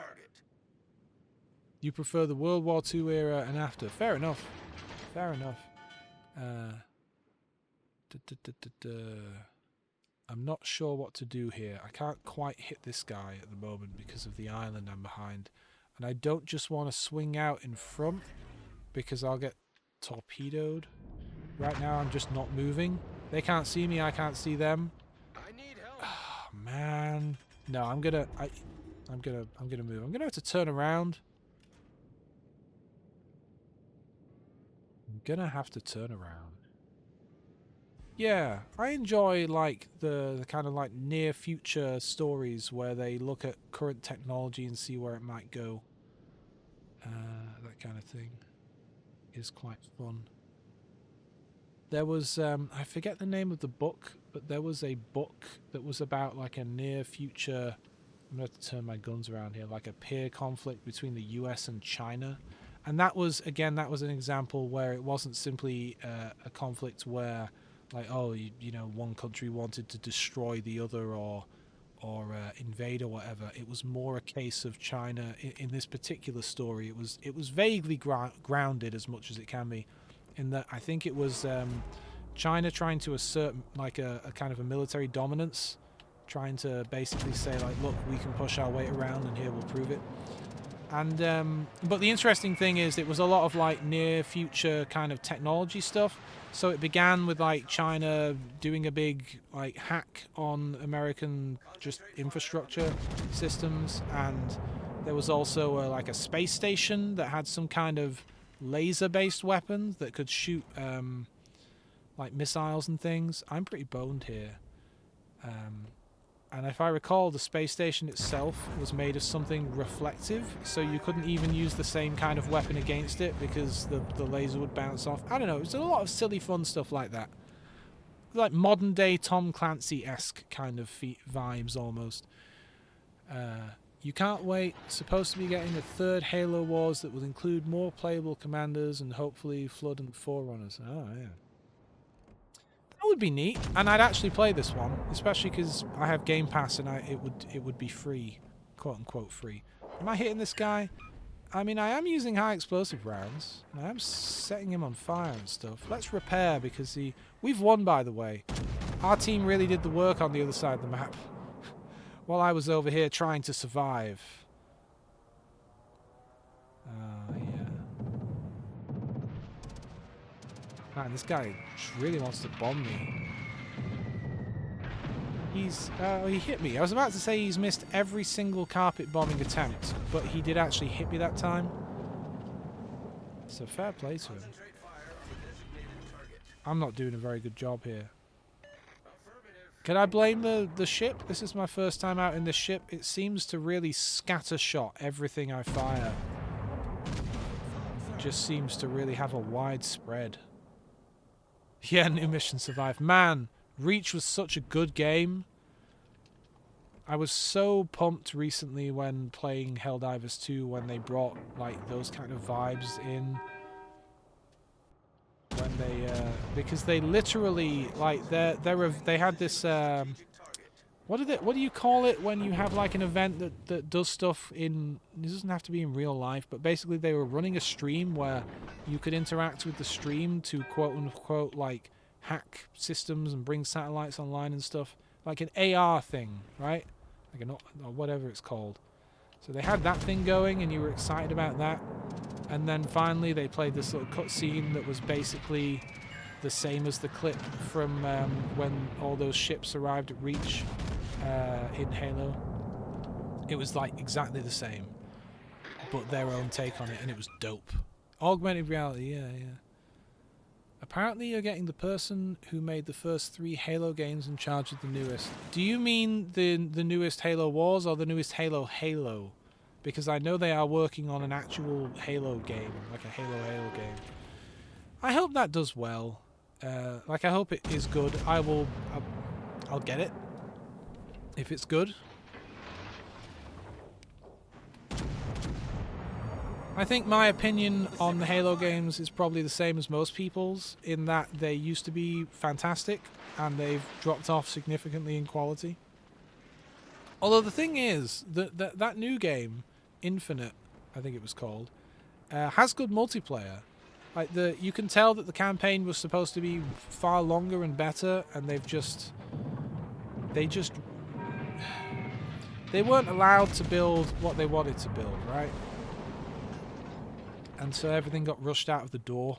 This guy's gonna sink me. But like, and again, the multiplayer is a similar way in that, like, the bones of it are very good, and what is there is enjoyable to play.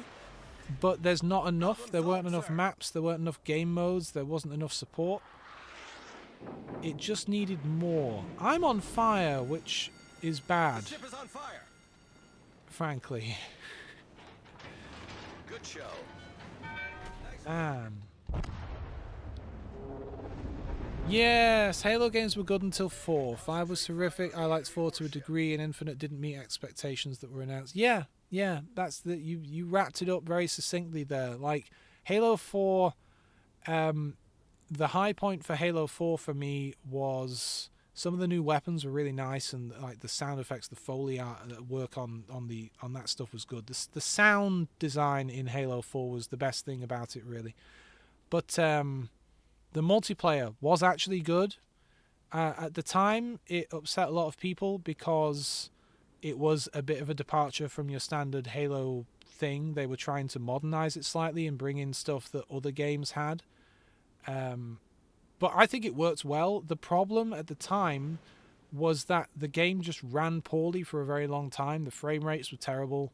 It just wasn't the easiest game to play. Now that it has come to PC in the Master Chief Collection, now that you can play it on the PC instead of having to play it on the Xbox it was released on, it runs great, and that really does help the Halo 4 multiplayer experience be more fun.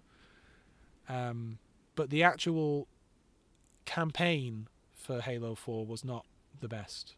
Yeah, which is a pity. And then, yeah, Halo 5, I guess I finished it, which is a sad thing to say for someone who loves Halo, to be like, did I even finish the campaign in that one? I think I probably did. I mean, I loved Halo enough that I got the recon armor in Halo 3 back when that was actually a challenge to get. I think if you're playing the Master Chief Collection, you can just use it, you can just equip it. But when you were originally playing the game, you had to unlock it by getting certain achievements in both Halo 3 and ODST, if I recall, bit by bit. And that was a lot of fun at the time because some of those challenges were very hard. So it was the firefight one was the most difficult. You had to get to a certain wave in firefight, which was like, if you don't know firefight and you do know Gears of War, it's like a horde mode, wave-based stuff. So you had to play it on a really hard difficulty, and you had to get through so much of it. So it would take like 2 hours or something, and it had to be with 4 people. That was the thing. You couldn't do it on your own.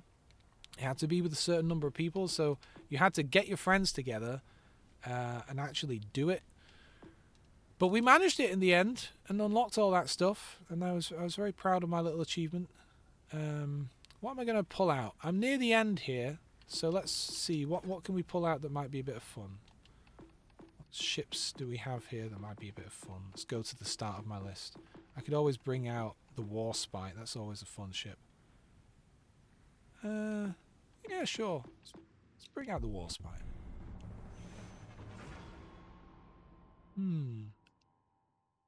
Yeah. Tower defense. I'm trying to think. I've not played a lot of those things, but I'm trying to think if there are any like horde mode, like FPS defense games that mix in tower defense elements. There must be, right? And I'm just not thinking of them, because that would be kind of cool. I've still got this book here. I've left it on my desk. I need to put it away. The Lusitania, one thinks, will avenge herself. Okay. Ah, yes, the section on submarines. The submarine is not a German invention. Nearly 150 years ago, in 1774, an Englishman named Day was drowned at Plymouth while experimenting with an underwater boat of his own invention. American engineers like Bushnell and Fulton did more than any others to perfect the type, and an American, Holland, first solved in a practical fashion the problem of submarine navigation. His vessel was so highly thought of in England that the construction of others was at once begun, and since 1901 submarines have formed a part of the British Navy. I love these all random books about history. I love the ones that are like period, because nowadays if you want to see a history of X, Y, or Z, you can go on Wikipedia, you can look up all kinds of articles and books and things online. It's quite easy. But being able to see things from the perspective of people from a particular time period is quite interesting. Like, we can look at a certain technology or a certain thing, or even like a certain like geopolitical situation or something with the benefit of hindsight and having more knowledge poured into whatever it is. But it's nice to be able to see, like, what did people think at the time, what was the understanding and consensus back then. And so reading these very old books is a great way to get to peer into those time periods directly. Alright, you say that you think the main issue in Halo 4 and 5 was that the lack of Marines, it was just Spartans and more Spartans. Yeah, no, that's true, that's true. They did at least add the Marines back in Infinite, which I think I read an interview or something where they said they weren't even going to do that originally at the time. You were going to be able to like free Marines from being trapped and stuff, but then they were just going to go their own way. And at some point, someone in development said, like, we should have them follow the chief around. That's kind of important. And yes, they are correct. That is important. That was one of the few really fun things. Like, that game had some good stuff, like the little grunt radio towers. Who is this? Alfuso is messing me up here. Those little grunt radio towers where they just left recordings behind insulting the chief and stuff. They were fun. They were really enjoyable. I'm ploughing ahead here when I probably shouldn't be, but I want to support our guys. You know what? Yeah, I'll keep ploughing ahead because, frankly, these guys. Is the Higua hitting me as well? He could be. I've already lost half my health, and I can barely even see the enemy so far. Halo 3 had troops in almost every mission. Yeah, it's true. And it made you feel special as well in those games, because it was a good constant comparison between you and everyone else to remind you, like, you are larger than life. You're a walking tank. Like, compare yourself to these guys who are the best of the best, and you are just in another league. So it was a great boost to the player's ego, and also just having them just be constantly pepped up. I remember one bit in Halo 3 where you walk through an area. Oh, good. Someone I can actually shoot, maybe. You walk through an area after a battle when there's a bunch of wounded people. You'll remember this. It was in some jungle area. I don't remember exactly what was going on at the time. It's been a long time since I played the game. But there's this one blind Marine. And you walk through the room as you're on your way somewhere. And everyone's like, oh, wow, the Master Chief's here. And then this guy's like, what? No, really? You got to be kidding me. He's in the room with us? And I thought that was very cool. I am sorry, Mr. Battleship, Mr. Texas, but I need to push ahead here. I need to get behind cover because these guys back here really want me dead. I could hit the Higura actually. Let me do that because he's just sat there. Oh no, he's actually reversing. Okay. Let's see if this hits him. He is quite far away. It's funny that the grunt canonically tried to serve with the chief in one of the books. It's that, yes, you were in a bunker. Oh, and it was like an old, like, Earth World War III bunker or something, right? I am just getting obliterated here. Wow, they do not like me. And because I've got so little health now, I'm the target. I'm the easy target. You know, you always want to shoot the guy who's closest to being dead. Best I can do is try to swing about here. I'm going to reverse a touch because there are several battleships over there, the Queen Mary and such, that could hit me. I want to pick my battles here, and if all I get to do is fire on the Ajano or Agano or whatever, then I will. Plus, she's going to torpedo me anyway. Cover our advance with the fury of Olympus. You know, for the Warspite, I did not do very well in this match, did I? Yeah, this guy's got me. I know, I could switch to high explosive, but I don't know how long I'm going to be alive. This guy is aware that I'm trying to bring my guns to bear on him, but I'm also sure he's going to be torpedoing me in a sec, so... Oh, what a poor shot that was. I probably could have killed him. He must be within secondaries range. I don't think I'm going to be able to accomplish much else in this match, but I might be able to kill this guy, so there is that. Actually, my colleague might kill him. Ooh, almost. Yep, I hear another shot coming in. Alright, that's got to finish him off, right? Okay, good.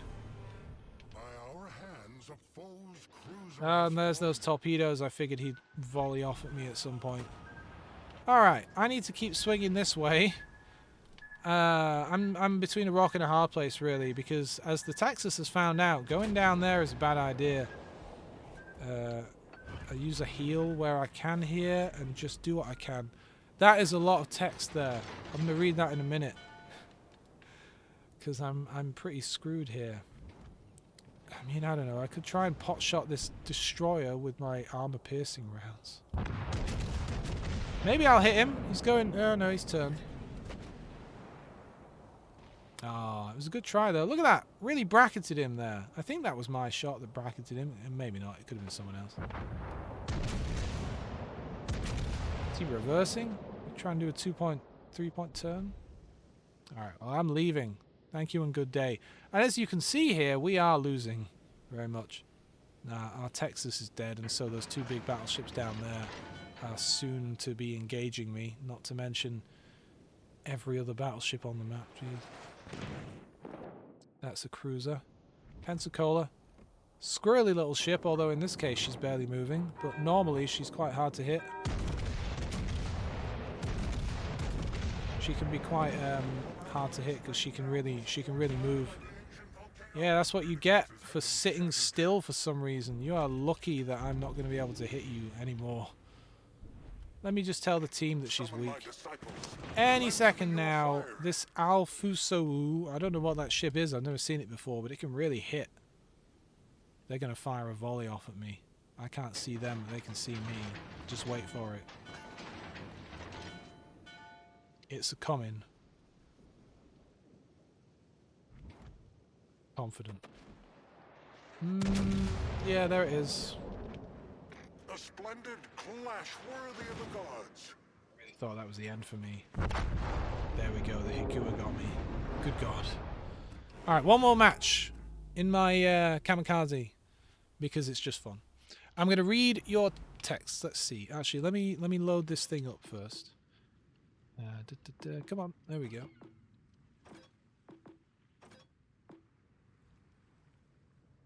See what I mean about the icons not loading? Like, it's bad enough if the 3D model doesn't load, but if you want to see, like, oh, what's my loadout? What are my upgrades? And at a glance, nope.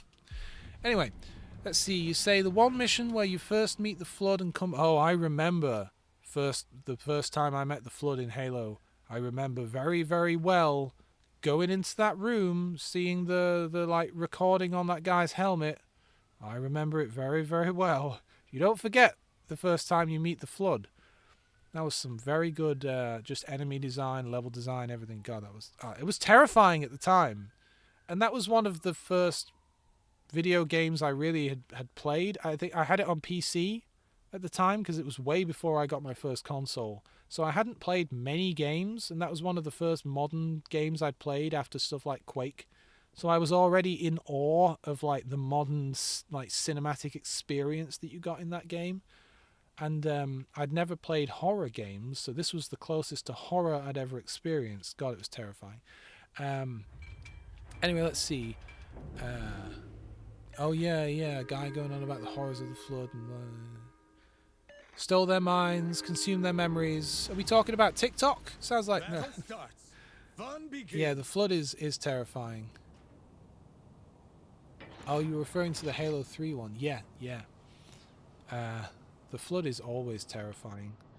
That's one of the very few things that I thought was almost done kind of sort of well in that TV show. We're not going to talk about the Halo TV show because it was very Let's make this a tale. disappointing. And I am still unhappy with how they introduced the flood because it doesn't make sense that the flood would be on some random planet. The whole point is that the only bit of flood that was left was on one of the rings because that's where they were experimenting on them and learning about them, and the only place that was safe to store any kind of flood samples was on a Halo because if something went wrong they could set it off. Never mind, that TV show is very disappointing. But the way they did introduce the flood there was quite unnerving and terrifying, and they used some good sound design and stuff because they leaned into it a little bit and went in the direction of actually using the terrifyingness of the flood well, as opposed to everything else. I don't know. Good acting in that show, really good set design, really good CGI. All of the sound design was great. You know, the costumes were good. Like, yeah, the CGI looked good. Like, there's a lot of stuff, and even the score, the music. There's that legal problem that they had that meant they couldn't use the actual music, which is, man, just don't make the show until you're able to use the music because it's very important.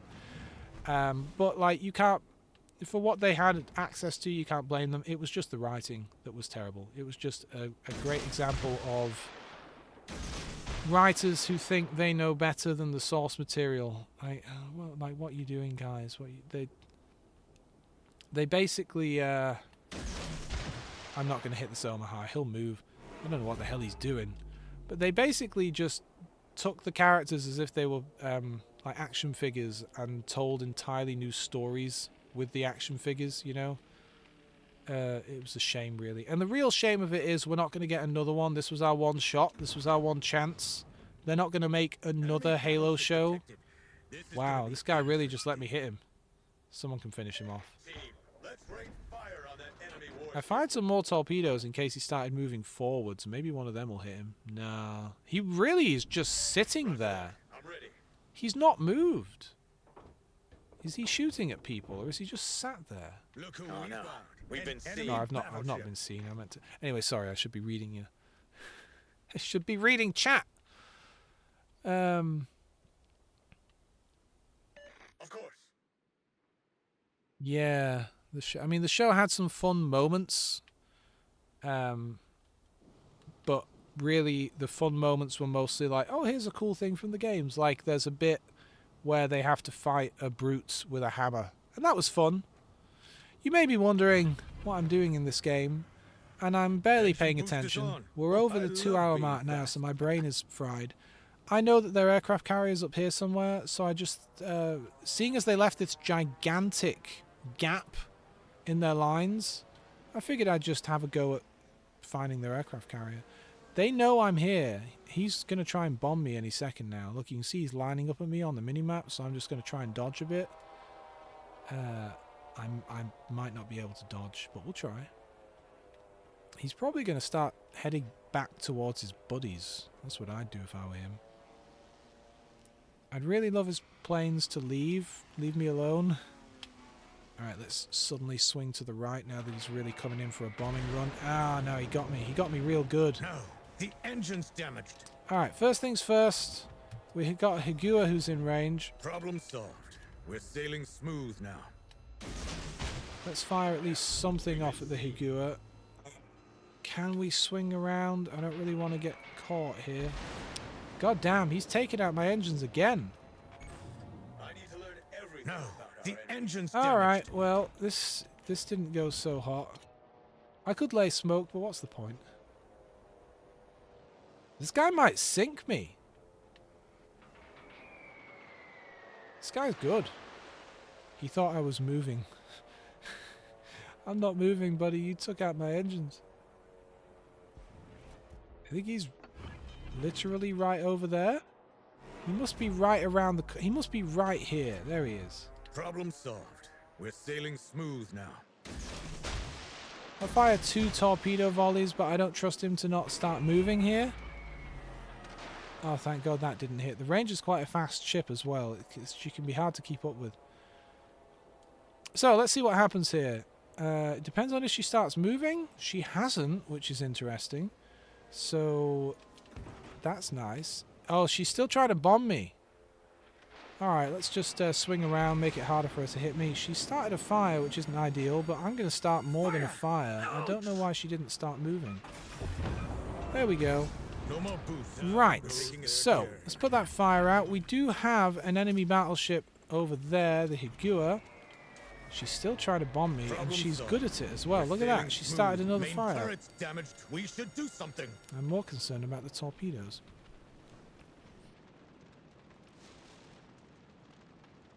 Rings and shields. Let's see, I've got a moment here where I don't even need to look at the game because there's not much going on.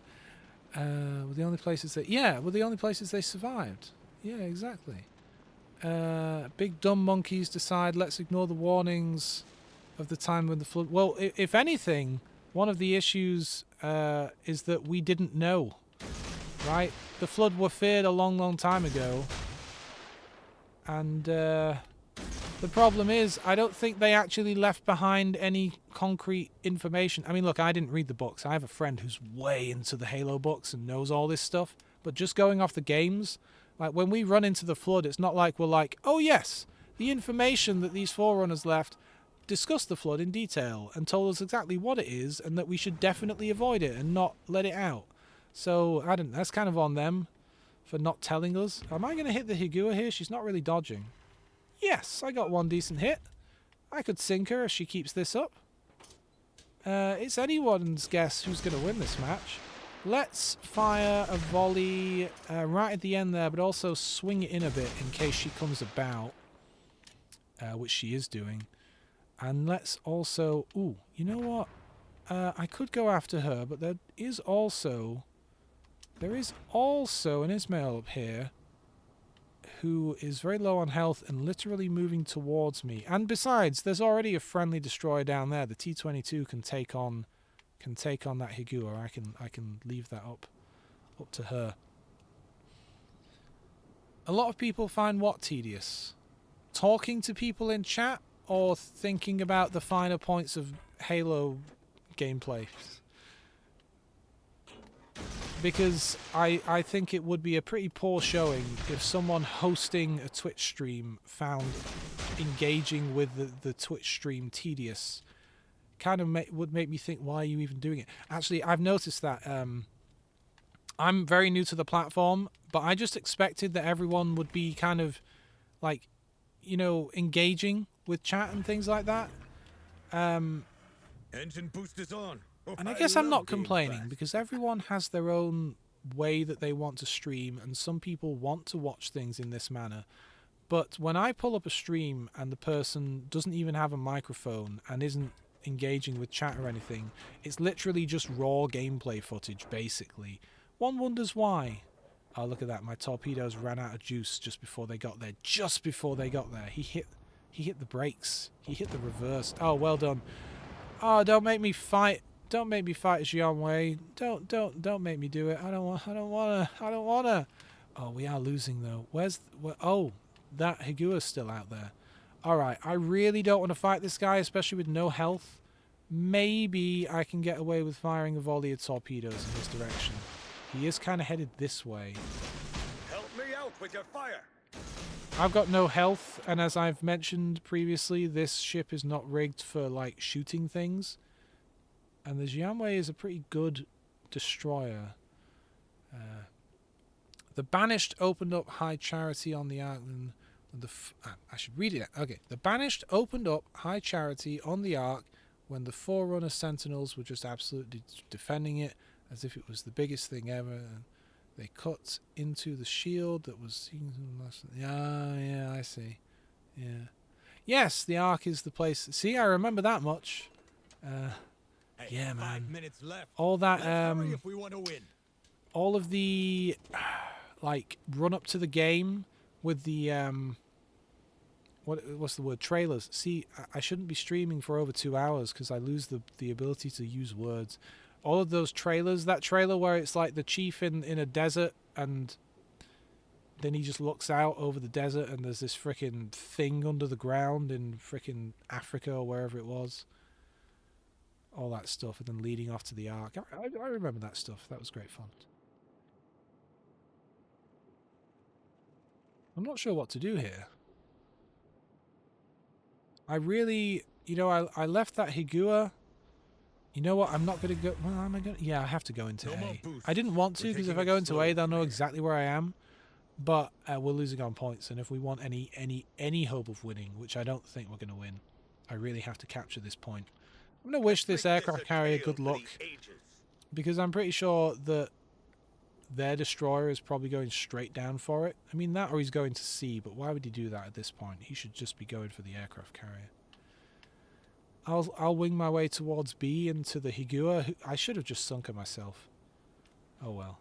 Live and learn.